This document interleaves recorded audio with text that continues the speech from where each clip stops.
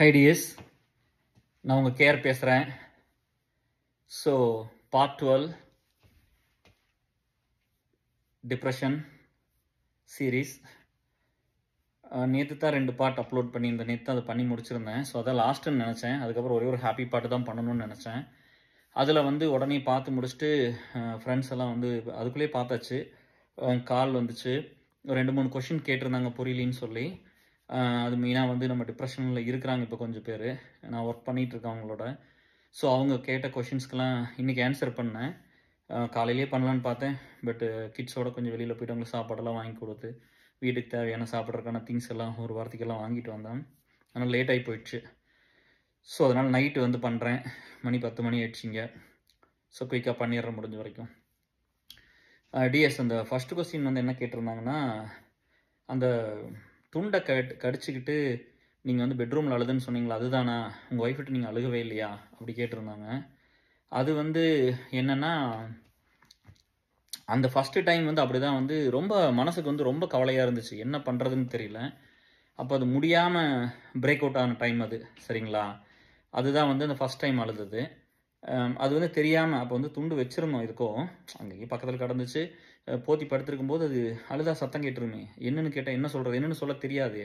So இந்த மாதிரி இருந்ததுனால அதை பல்லில் கடிச்சிக்கிட்டு அதை ஃபுல்லாக வாய் ஃபுல்லாக துணிச்சிக்கிட்டு அப்படி அழுதது. அதெல்லாம் லைஃப்பில் அதான் ஃபஸ்ட் அண்ட் லாஸ்ட்டு. அப்படி அது நடந்துச்சு. அதுக்கப்புறம் என்னென்னா, ஒரு நாள் வால்மார்ட் போயிருந்தோம். திங்ஸ் எல்லாம் வாங்குறதுக்கு நானும் ஒய்ஃபு பாப்பா. நானும் வரேன்னு சொல்லிட்டேன். ஒய்ஃப் மட்டும் தான் போவேன் அப்படி. அப்போல்லாம் நல்லா இல்லைன்னு சொல்லிட்டு. பட்டு நான் வரேன்னு சொல்லிட்டு நான் போயிருந்தேன்.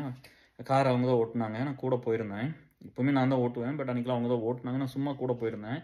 அப்போ போய் இங்கே ஒரு இந்த திங்ஸ் எடுக்கிறதுக்கு அந்த வண்டி, அது பேர் டக்குன்னு ஞாபகம் வர மாட்டேங்குது.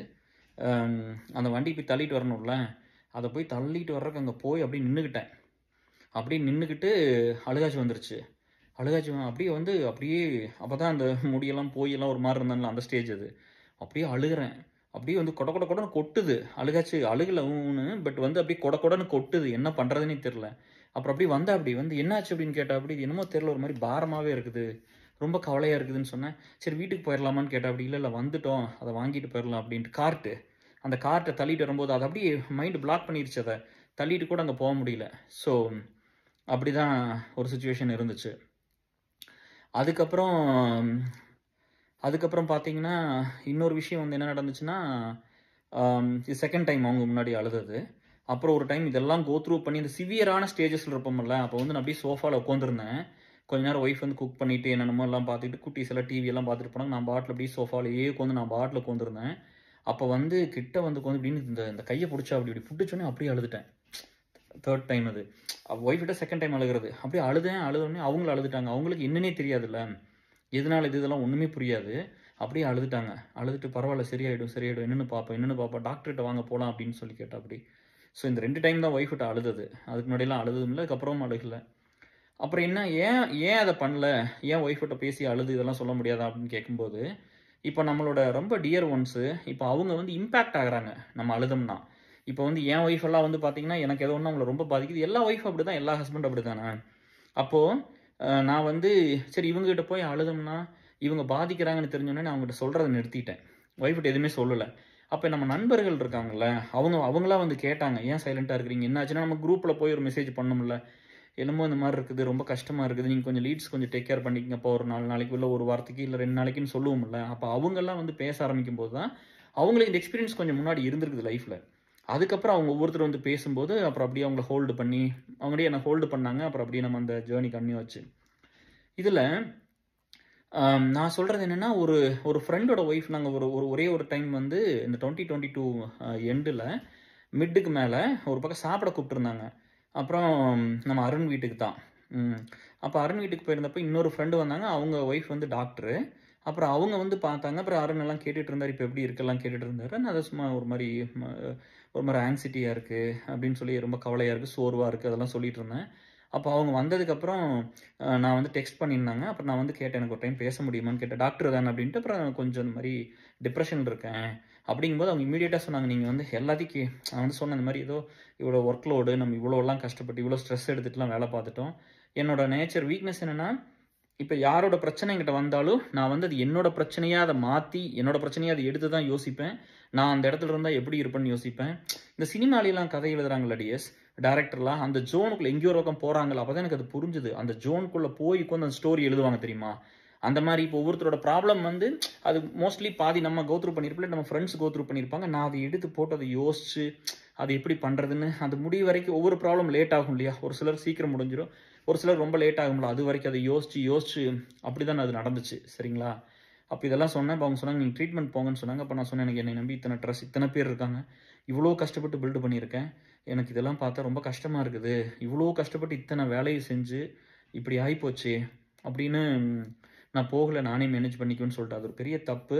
அதை நான் உங்களுக்கு அட்வைஸ் பண்ணல. உங்களுக்கு வந்து டிப்ரெஷன் கொஞ்சமாக இருக்கிற ஸ்டேஜே தெரிஞ்சாலும் நீங்கள் டிப்ரெஷன் ஃபீல் பண்ணிங்கன்னா டாக்டர்கிட்ட போங்க. சரியா? நீங்கள் போய் ட்ரீட்மெண்ட்டில் எடுத்து நீங்கள் பெட்டர் ஆகுங்க. சரிங்களா? பட் ட்ரீட்மெண்ட் எடுங்க, தப்பு இல்லை. சரியா? ஏன் சொல்கிறேன்னா, நான் வந்து அந்த சொன்னேன் இல்லையா, அந்த கண்டாக்டர்கிட்ட போயிருந்தேன். அது அப்போ அவர் தான் சொன்னார், அந்த முதல்ல இருந்த டாக்டர்லாம் பிரெயின் டெட் ஆகுன்னு சொன்னார். கண்டாக்டர் போனது கடைசி பீக் ஸ்டேஜ். அப்போ தான் சொன்னார், இப்படியே நீங்கள் சஃபர் ஆகிங்கன்னா பிரெயின் டெட் ஆயிரும், ஹோமோ ஸ்டேஜுக்கு போயிடுவீங்களாம் சொன்னார். அப்போ தான் நம்ம பயந்தது. அப்புறம் ஸ்பெஷலிஸ்ட்டை போயிட்டு இருந்தோம் மற்றதுக்கெல்லாம், ஆர்கான்ஸ்க்கெல்லாம். ஸோ இப்படியெல்லாம் போயிட்டு இருந்துச்சு. அப்புறம் இன்னொன்று வந்து என்னென்னா, அந்த கண்டாக்டர் தான் சொன்னார்ல, அவங்கள மோட்டிவேட் பண்ணுவாங்க. ஒரு சில டாக்டர் வந்து அவர் வந்து நான் வந்து அன்னைக்கு சம்மர் தானே இந்த மாதிரி ஒரு டிஷர்ட் போட்டு போயிருந்தேன். அப்போல்லாம் கொஞ்சம் இழைச்சதாகும்ல. அப்போ அவர் சொல்கிறாருப்பா, அந்த டாக்டருக்கு வந்து நம்ம என்ன கோத்ரூ பண்ணுறோன்னு தெரியும், அப்ரிஷியேட் பண்ணுறாங்க.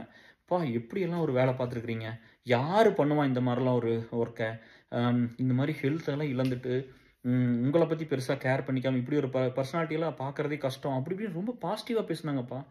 என் பையனுக்கு இப்போ கண்ணுக்கு இதுக்கெல்லாம் நம்ம பொண்ணுக்கெல்லாம் எல்லாத்தையும் செக்கப் அங்கே அவர்கிட்ட தான் போவேன் எப்போவுமே. அவ்வளோ நல்லா பேசினார்.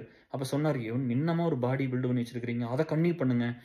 அவர் வந்து கொஞ்சம் சொல்லாமன்னு தெரியல, அவர் வந்து செப்பரேட் ஆகிட்டார், ஃபேமிலியோடு இல்லை. என் வயசு தான், அவர் 44 முடிஞ்சிருச்சு. அப்போ நான் போகும்போது 42 தானே அவருக்கு. அப்போ சொன்னார், என் ஒய்ஃபெல்லாம் பிரிஞ்சு போயிட்டாங்க, இப்போ என்னோட ஒய்ஃப் வந்து பாடி பில்டிங் தான் அப்படின்னு. அவர் பயங்கர பில்டாக சூப்பராக 6 ஃபீட், அவர்லாம் 6 ஃபீட்டுக்கு மேலே இருக்காங்க, நல்லா இருக்காரு. அவர் சொல்கிறாரு, எவ்வளோ நல்லா இருக்கிறீங்க நீங்கள், இப்படிலாம் இன்னும் போய் கன்னியூ பண்ணுங்க. அப்போ ஒய்ஃப் சொன்னாங்க, வீட்லேயே எல்லாம் வச்சிருக்கிறாரு, நான் எதுவுமே பண்ணுறது இல்லைன்னு. அப்போ வந்து நீங்கள் பண்ணுங்க அதெல்லாம் அப்படின்னு சொல்லி அப்படி மோட்டிவேட் பண்ணார். அப்போ அவர் தான் சொன்னார், கண்ணு எவ்வளோ நல்ல கண்ணு உங்களுக்கு, எவ்வளோ ma'am you look at your husband, C his eyes are so attractive அப்படின்னாரு. நான் வந்துட்டு சிரிச்சிட்டு இருந்தேன். அப்புறம் I am telling really brother அப்படின்னு சொல்லி ரொம்ப ஃப்ரெண்ட்லியாக ரொம்ப பேம்பரிங்காக பேசினாருப்பா. போய் எக்ஸசைஸ் பண்ணுங்கனார். அவரு சூப்பர், நம்மளெல்லாம் கம்பேர் பண்ணும்போது எவ்வளவோ நல்லா இருக்கிறாரு பார்க்குறக்கு. என் வயசுன்னு சொன்னால் என் பையன் மாதிரி இருக்கார், அவ்வளோ நல்லா பயங்கர பில்டு நல்லா இருந்தார். அவர் அப்படி மோட்டிவேட் பண்ணார். அப்புறம் கொஞ்சம் சிரிச்சிட்டே வெளியே வந்துட்டேன். அதுக்கப்புறம் அந்த டென்டல் டாக்டர்கிட்ட போனோம்ப்பா, அதுதான் மாஸ்டர் பீஸு. அவரெல்லாம் அடைச்சிட்டு என்கிட்ட சொன்னார். நான் இதெல்லாம் ஓப்பனாக சொன்னேன், இந்த மாதிரி நான் பல்லே விளக்கல, அதனால தான் இப்படி ஆயிடுச்சு, எனக்கு இவ்வளோ நாளாங்கட்டி. அப்புறம் சொன்னார், இப்போ குழந்தைகளுக்கே அந்த மாதிரி ஆயிடுது, நீங்கள் ஏன் கவலைப்படுறீங்க? பட் சொல்லிட்டு சொன்னார், உங்களுக்கு வந்துங்க நேச்சராகவே பல்லு பாருங்கள் எவ்வளோ ஒயிட்டாக இருக்குதுன்னு, டீத்தெல்லாம் ஒயிட்டாக இருக்குது. உங்கள் ஒய்ஃபுக்கு நான் தானே க்ளீன் பண்ணுறேன் 6 months ஒன்ஸ், அவங்களுக்கெல்லாம் பாருங்கள் எல்லோ இஷ்யூ 3 கலர் சொல்கிறாருப்பா. நேச்சுரலாகவே ஒரு சிலருக்கு வந்து பல்லு வந்து ஒயிட்டாக இருக்குமாமா, ஒரு சிலருக்கு வந்து எல்லோ இஷ்ஷாக இருக்குமாமா, ஒரு சிலருக்கு வேறு ஏதோ கலர் சொல்கிறாரு. அப்போ எனக்கு வந்து ஒயிட்டுன்னு சொன்னார் பாருங்க. அப்போ பல்லு விளக்காமல் இருந்தே நேச்சுரலாக ஒயிட்டாக இருக்கா அப்படின்னா, உங்களுக்கு பாருங்கள் ஆர்கான்ஸ் எல்லாம் கடவுள் எப்படி கொடுத்துருக்காருன்னு, நீங்கள் அதை கெடுத்துக்கலாமா அப்படின்னு சொல்லி அப்படி சொல்லி நீங்கள் நல்லா சுத்தமாக இருக்கணும். சரியா? இதெல்லாம் வந்து இதெல்லாம் உங்களுக்கு இப்படி பண்ணிடக்கூடாது. பாருங்கள் 3 பல்லு கெட்டு போச்சல்ல, இப்போ அடைக்கிறோம் தேவையில்லாமல் அப்படின்னு சொல்லிட்டு மேலே 2 கீழே 1 அதெல்லாம் ஒன்று பண்ணார். பண்ணி விட்டுட்டு அப்புறம் நான் வந்து சொன்னேன், எனக்கு அது மேலையெல்லாம் ஒரு பெரிய இதெல்லாம் கிடையாது. இந்த ஒரு தடவை வந்து இந்த பல்லு முன்னாடி கொஞ்சம் உடஞ்சிது. அது கூட என் ஒய்ஃபை கேட்டேன் அப்போவே, கல்யாணம் பண்ணுற டைமில் அது அடைச்சிக்கிட்ட சின்ன கேப் போட்டால் போதும் அழகாக இருக்குங்காட்டி, அதெல்லாம் வேண்டாம் நேச்சுரலாகவே இருக்கட்டும், இதில் என்ன வரப்போகுது, அதெல்லாம் ஒன்றும் பிரச்சனை இல்லைல்ல, ஒன்றுமே தெரியல அப்படின்னு சொன்ன. அப்படியே நம்ம அப்படியே விட்டுட்டோம். அப்புறம் இதெல்லாம் சொன்னேன். ஸோ இந்த டாக்டர்கிட்ட போனீங்கன்னா ஒரு சில டாக்டர் உங்களை மோட்டிவேட்டும் பண்ணிடுவாங்க. அடுத்த லெவலுக்கு நம்ம போகிறதுக்கு அதுவும் ஒரு உதவியாக இருக்கும். சரிங்களா? இப்போ இந்த 2 ஆன்சர் பண்ணிட்டுனா, அப்புறம் வந்து என்னென்னா இந்த பீப்புள்கிட்ட வந்து சொல்லும்போது அது கேட்டாங்க, இந்த பீப்புள் கிரிட்டிசிசம் பற்றி 2-3 பேர் பேசினாங்க. அது எல்லாத்துக்கும் இருக்குன்னு டிஎஸ். நான் தான் சொன்னேன்ல, நான் வந்து ஆத்தா இறந்ததுக்கு போகலை, ஆனால் அப்பாவுக்கு அடிபட்டோன்னே போயிட்டேன். ஆத்தா இறந்து அடுத்த மாதம் போயிட்டேன், எக்ஸ்டென்ஷன் பெண்டிங்லேருந்து. அவங்களுக்கு அது தெரியாது. இங்கே வந்து நம்ம இத்தனை வருஷமாக எவ்வளோ சஃபராகி இங்கே இருப்போம், எவ்வளோ நிறைய பேர் இங்கே விரும்பி வர்றாங்க. நான் விரும்பி வரல, நான் வந்து என் குடும்ப பொறுப்பை ஏற்றி இங்கே வந்தேன். இங்கே வந்ததுக்கப்புறம் நிறைய நல்லது பண்ண முடியுது அப்படின்னு சொன்னதுனால இங்கேருந்து அப்படி பண்ணிகிட்டு இருந்தோம் இல்லையா? அவ்வளோதானே. நம்ம விரும்பியெல்லாம் இந்த சிலாம்பாளையத்தை விட்டு ஊர் விட்டெல்லாம் வெளியில் வரல. சரிங்களா? அதனால் அவங்க நம்மளை புரிஞ்சுக்காம தப்பாக பேசும்போது எனக்கு கோவம் வரும், ரொம்ப ஹர்ட்டிங்காக இருக்கும். அப்புறம் என்ன பண்ணுன்னா, ஒரு வேளை தான் என்னென்னா, இதே மாதிரி தான் நடந்துச்சு. என் ஒய்ஃப் வந்து அங்கே எம்எஸ் படிச்சுட்டு இருந்தாங்க. அப்போ வந்து அவங்க வந்து கிளைண்ட் லெட்டர் கிடைக்கல. அவங்களுக்கு கான்ட்ராக்டிங் பண்ணாங்க. எம்எஸ் முடிய போகுது. இப்போ இன்னும் ஒரு வருஷம் கொஞ்சம் இருக்குது. இப்போ இந்தியா போகலாம். அவங்க தங்கச்சி கல்யாணம் ஃபிக்ஸ் ஆயிடுச்சு. ஒரே தங்கச்சி பயங்கரமாக அழுதா. அப்படி கிளைண்ட் லெட்டர் கொடுக்கல. அதனால் இந்த ரிஸ்க்கெல்லாம் இவ்வளோ பணம் கட்டிக்குது. எம்எஸ்க்கு எவ்வளோ ஃபீஸ் கலிஃபோர்னியாவில் உங்களுக்கு தெரியும். போனால் வர முடியுமான்னு தெரியல. இந்த ரிஸ்க் இருக்குதுன்னு தெரிஞ்சோடனே அவங்க அம்மா அப்பாவே பரவாயில்லப்பா நீங்கள் வர வேண்டாம், முடிஞ்சப்போ வாங்கன்னு சொல்லிட்டாங்க. அப்போ நாங்கள் போகல. அழுதுகிட்டே இருந்தா. அப்படி தங்கச்சியும் அழுதா. அப்படி ஒய்ஃப் அழுதா. அப்படி எனக்கு ரொம்ப எமோஷனலாக பிரேக்கிங்காக தான் இருந்தது. நானும் டிக்கெட்லாம் புக் பண்ணிட்டு தான் கேன்சல் பண்ணேன். ரிஸ்க் ரொம்ப இருக்குது. நம்ம ஏசல்ல தான் வேணான்ட்டாங்க பசங்கள்லாம். ராஜேஷ்லேருந்து எல்லாருமே கூப்பிட்டு, இல்லை வேண்டாம் இந்த ரிஸ்க் இப்போ எடுக்க வேணாம்ப்பா, நல்லதுக்கு போகாட்டி பரவாயில்ல, கெட்டதுக்கு போகணும், நீங்கள் அவங்கள ப்ளஸ் பண்ணுங்கள், விஷ் பண்ணுங்கள், அவங்க நல்லா இருப்பாங்க, கல்யாணம் முடிஞ்சு கூட்டிகிட்டு வந்துடலாம் அப்படின்னு சொன்னாங்க. நாங்கள் அப்படி கூடலாம் பிளான் பண்ணோம். பட் அது ஒர்க் அவுட் ஆகலை. ஸோ இப்படியெல்லாம் நடந்திருக்குது. ஸோ இந்த பீப்புள் எப்போவுமே தப்பாக தான் பேசுவாங்க. சரிங்களா? அதில் இப்போ ரீசெண்ட் எக்ஸாம்பிள், நான் வந்து என் ஒய்ஃப் வந்து எங்கள் மாமனாருக்கு வந்து உடம்பு சரியில்லை, சர்ஜரிலாம் பண்ணாங்க அப்படின்ட்டு ஒய்ஃப் அங்கே போயிட்டா. அப்படி நான் வந்து அப்படி போனதுனால சரி நான் என்ன நினச்சேன்னா, சரி அப்போ வந்து அந்த புள்ள கூட அவங்க அப்பாவை பார்க்க வந்துருச்சு, என் பையன் வரல பாரு, நீங்கள் அப்பா நினச்சிடக்கூடாதுல்ல, வயசான காலத்தில் அவங்க நிம்மதியாக இருக்கணும்ல அப்படின்னு சொல்லிட்டு நான் போயிட்டு வரேன்ட்டு வந்தேன். அப்போ கூட வந்து நம்ம மக்கள்லாம் என்ன பேசுனாங்கன்னா, தோட்டம் வாங்கியிருக்காங்க அதனால அதுக்கு வந்திருக்காங்க பார்க்குறக்குன்னு. அந்த தோட்டத்தை நான் ஓட்ட போகிறேன்னா அது எனக்கு பெருசாக என்ன, அதெல்லாம் வந்து அப்பா வந்து கீழே விழுந்து இந்த மாதிரி எலும்பு உடஞ்சி போச்சுன்னு சொன்ன கழுத்தில், அவருக்கு ஒரு சேஞ்ச் ஓவர் இருக்குது, அங்கேயும் இப்போ பக்கத்தில் போயிட்டு இருப்பார், அது மறந்துடுவார், ரெக்கவர் ஆகி நல்லா இருப்பாங்க கொஞ்சம் நாளைக்கு. அவங்க இருக்கிற வரைக்கும் தானேப்பா நம்மளுக்குலாம் அப்பாங்கிற ஒரு பேர் இது. அதனால நான் பண்ணினேன். அவங்க வந்து ஒரு முக்கால்வாசி ஸ்டேஜில் எனக்கு கரெக்டான அப்பாவாக இல்லாமல் இருக்காங்க. நான் ஒரு கரெக்டான மகனாக தான் எல்லா இடத்துலையும் இருந்திருக்கேன். எல்லா வருஷம் எல்லா டைமும் அப்படி தான் இருந்திருக்கேன். அதனால அதை பண்ணி கொடுத்தேன். அப்போ கூட உங்கள் அப்பாவை பார்க்க எங்கிட்டே சொன்னாங்க, தோட்டத்தை பார்க்க வந்தீங்களாங்கிட்ட, இல்லை எங்கள் அப்பாவை பார்க்க வந்தேன், எங்கள் மாமனார் பார்க்க வந்தேன்னு சொன்னேன். அதுதான் உண்மை. ஏன் சொல்கிறேன்னா, நம்ம எம்கே வந்து நம்மளுக்கு ஒரு ஏக்கர் கான்ட்ரிபியூட் பண்ணியிருந்தாங்க. இப்போ வஞ்சிதம்பி பாட்டு வந்து அப்படி போனப்போ நான் அங்கே போயிருந்தேன். எம்கே டியரோட வீட்டுக்கு போயிட்டு சந்திர டியர் பார்த்துட்டு, அவங்க அம்மாவை பார்த்துட்டு, அண்ணியை பார்த்துட்டு, எல்லாத்தையும் பார்த்துட்டு, நான், வாசு, செந்தில் நான் எல்லாருமே போயிருந்தோம். நம்ம ஒரு கார் ஃபுல்லாக போயிருந்தோம், கார்த்தி, சஞ்சய் எல்லாம். ஆனால் போயிட்டு கூட இன்னொரு நம்ம பியூ ஃப்ரெண்டு மெம்பர் வீட்டுக்கு போயிட்டோம், கோபு சரண்யா வீட்டுக்கெல்லாம் போனோம். அப்படியெல்லாம் போயிட்டு வரும்போது கூட எனக்கு டைம் கிடைக்கல. அப்போ இந்த தோட்டத்தை பார்க்காம திரும்ப வந்துட்டேன். சரியா? சரி விடுங்க, ஏன்னா நம்ம மனுஷங்க தானே முக்கியம், அந்த சொத்தா முக்கியம்.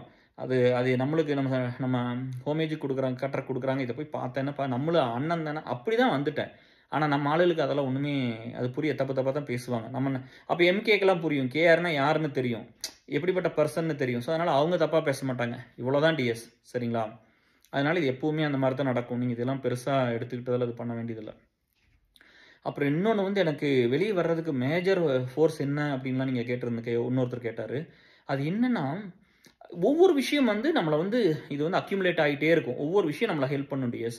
ஒன்று வந்து நம்ம கங்கா, நம்ம லீட்ஸ் எல்லாம் சேர்ந்து அந்த டைமில் வந்து எனக்கு வந்து லைஃப் டைம் அச்சீவ்மெண்ட் அவார்டு வந்துச்சு. ஸ்கூல் அலுமினியில் எனக்கு தெரியாமல் தான் கொடுத்தாங்க.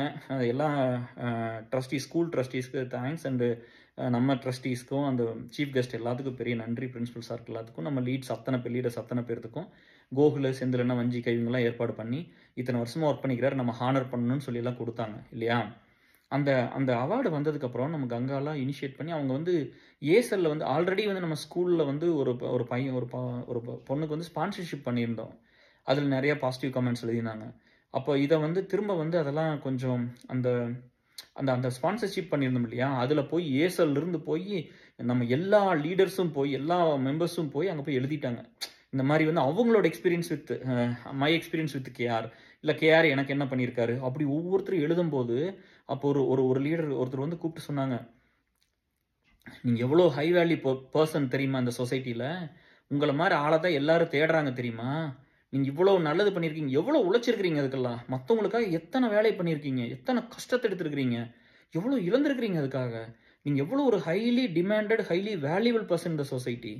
30 வருஷம் இவ்வளோலாம், அப்போ 28 வருஷம் இல்லை, இவ்வளோலாம் கஷ்டப்பட்டு ஒருத்தர் சின்ன வயசுலேருந்து மற்றவங்களுக்காக வேலை செஞ்சு அவங்க குடும்பத்தை நல்லா பார்த்து, அவங்க அப்பா அம்மாவை நல்லா பார்த்து, எல்லாத்து பக்கம் நல்லா இருந்து, நீங்கள் வந்து எவ்வளோ முக்கியமான ஆள் இந்த சொசைட்டியில், உங்களை மாதிரி இருக்கிறவங்க தான் எல்லாரும் தேடுறாங்க, நீங்கள் தான் எங்களுக்கெல்லாம் வேணும் அப்படின்லாம் வந்து பேசும்போது எனக்கு அப்படியே அப்போ அங்கேயே அழுதேன்.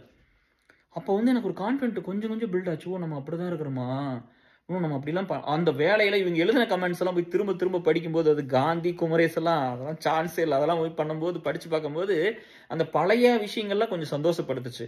நீங்க எப்பவுமே உங்க லைஃப்ல ஒரு விஷயம் நல்லா பண்ணியிருப்பீங்கல்ல. இப்போ இன்னைக்கு வந்து டவுனா இருக்கலாம், கெட்டு போயிடலாம், ஏதோ ஒரு பிரச்சனை இருக்கலாம். இதுக்கு முன்னாடி ஒரு விஷயம் நல்லா பண்ணியிருப்பீங்கல்ல. எல்லாருமே ஒரு விஷயம் நல்லா பண்ணியிருப்போம்ல. அதை கொஞ்சம் நினைச்சு பாருங்க. அது ஒரு எனர்ஜியை கொடுக்கும். அடுத்த ஒரு விஷயம் நல்லா பண்றதுக்கு ஒரு மோட்டிவேஷனை கொடுக்கும். சரிங்களா? நீங்க நல்லா யோசிச்சு பாருங்க. இந்த ஸ்கூல் ஃபர்ஸ்ட், காலேஜ் ஃபர்ஸ்ட் எல்லாம் வாங்குறவங்கள அந்த கேம்பஸ்லயே கிளியர் பண்ணி உள்ள போயிருவாங்க. ஏன்னா அவங்க ஆல்ரெடி வந்து ப்ரூஃப் பண்ணவங்க. அதனால அவங்களுக்கு வந்து அடுத்து ப்ரூஃப் பண்றது ரொம்ப ஈஸியா இருக்கு. ஏன்னா ஆல்ரெடி பண்ணிட்டாங்களா. அது மோட்டிவேட் பண்ணும். அது ஒரு எட்ஜை கொடுக்கும், ஒரு கான்ஃபிடன்ஸை கொடுக்கும். இப்போ நம்மளாம் சுமாரான காலேஜில் படிச்சுட்டு போய் பெரிய கம்பெனிக்குள்ள போனா நம்ம நிறைய ஒர்க் பண்ணணும். ஏன்னா முன்னாடியே ப்ரூஃப் பண்ணலையல்ல.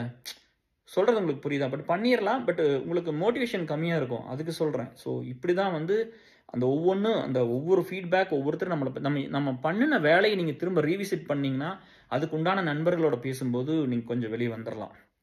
கொஞ்சம் கொஞ்சம் உங்களுக்கு வந்து நம்ம இவ்வளோலாம் பண்ணியிருக்கிறோமா அப்படின்னு அந்த அந்த வேலை உங்களை கொஞ்சம் சந்தோஷப்படுத்தும். சரிங்களா? அப்புறம் வந்து இன்னொன்று என்ன கேட்டிங்கன்னா, ஏன் வந்து ஒய்ஃப்கிட்ட சொல்லலை, ஏன் ரொம்ப அதான் சொன்ன அவங்க சஃபர் ஆவாங்க. நம்ம பிலோவ்டு ஒன்ஸ், டியர் ஒன்ஸ் எல்லாம் சஃபர் ஆவான்னு தெரிஞ்சால் நீங்கள் ஏன் ஒருத்தருக்கு ஒரு கஷ்டத்தை கொடுக்கணும்? அதான் நம்மளை ஹெல்ப் பண்ணுறதுக்கு ஊரைகள், நாடைகள் இத்தனை நண்பர்கள் இருக்காங்க இல்லையா? அவங்களுக்கு நிறைய எக்ஸ்பீரியன்ஸ் இருக்குது லைஃப்பில். ஸோ அவங்க வந்து எல்லாம் ஹெல்ப் பண்ணுவாங்க. அப்புறம் கேட்டிங்க நீங்கள் யுவர் பிளஸ்டு கேர், எப்போவுமே எனக்கு வர்றது தான். Your blessed care. உங்களுக்கு இத்தனை பேர் உயிரை கொடுக்குறீங்க. எனக்கெல்லாம் யாருமே இல்லைன்னு இன்றைக்கி ஒரு ஃப்ரெண்டு மத்தியானமாக பேசிட்டு வந்து ஒரு மணி நேரம். அப்போ நான் சொன்னேன், பிளஸ்டுன்னு இருந்துட்டு போகிறேன் விடுங்களேன், எதுலையுமே பிளஸ்டு இல்லை, இதுலையாவது இருந்துட்டு போகிறேன். கஷ்டப்பட்டு தானே சம்பாரித்தேன். ஒவ்வொருத்தருக்கும் ஒரு வேலை செஞ்சு கொடுத்து தானே சம்பாரிச்சிருப்பேன். அன்பாக இருந்து நல்ல விஷயங்கள் பண்ணி தானே சம்பாரித்தேன் இல்லையா? ஸோ அதுதான் நம்ம நிறையா அவங்களுக்கு நல்லது பண்ணியிருப்போம், அதனால கிடைச்சிருக்கும். சரியா? அப்போ இன்னொன்று என்னென்னா, உங்களுக்கு மட்டும் எல்லாமே கிடைச்சிருச்சா? நீங்கள் போனப்போல எல்லாரும் பேசிட்டாங்க, எனக்கெல்லாம் யாருமே பேச மாட்டேங்கிறாங்க அப்படின்னு சொல்லும்போது, நீங்கள் வந்து உங்கள் நேரத்தை நல்லவங்களுக்கு செலவு பண்ணுங்க. கஷ்டப்படுறவங்களுக்கு கொடுங்க. அதில் கொஞ்சம் பேர் இருப்பாங்க. 100 பேர்த்துக்கு நீங்கள் நல்லது பண்ணால் கண்டிப்பாக ஒரு 10 பேர் வருவாங்க டேஸ் லைஃப்பில். உங்களுக்கு என்ன வேணாலும் பண்ணி கொடுப்பாங்க. அப்படி ஒரு 10 பேர் வந்துருவாங்க. அதுதான் வந்து இந்த ஒரு மேஜிக் இந்த லைஃப்லேயே. ஸோ அப்படி தான் நடந்தது. அவங்க வந்து தான் ஹோல்டு பண்ணாங்க. சரிங்களா? அவங்க தான் வந்து அவங்க எக்ஸ்பீரியன்ஸ் எல்லாம் சொல்லி, நான் என்னெல்லாம் கோ த்ரூ பண்ணுறேன்னு சொல்லி அப்படி தான் அவங்க பண்ணாங்க. அவங்களோட எக்ஸ்பீரியன்ஸை சொல்லி எனக்கு புரிய வச்சாங்க. ஓகே, இதுக்கப்புறம் இப்படி தான் நடக்குது. கொஞ்சம் கொஞ்சம் புரிஞ்சுது. சரிங்களா? ஸோ நீங்கள் அதே மாதிரி வந்து ஒரு சிலர் வந்து வரமாட்டாங்கப்பா. எனக்கு வந்து என்னென்னா, எனக்கு பெரிய சக்ஸஸ்ஃபுல், பெரிய கிரேட், பிக் பீப்புள் அப்படியெல்லாம் எனக்கு பார்க்கல.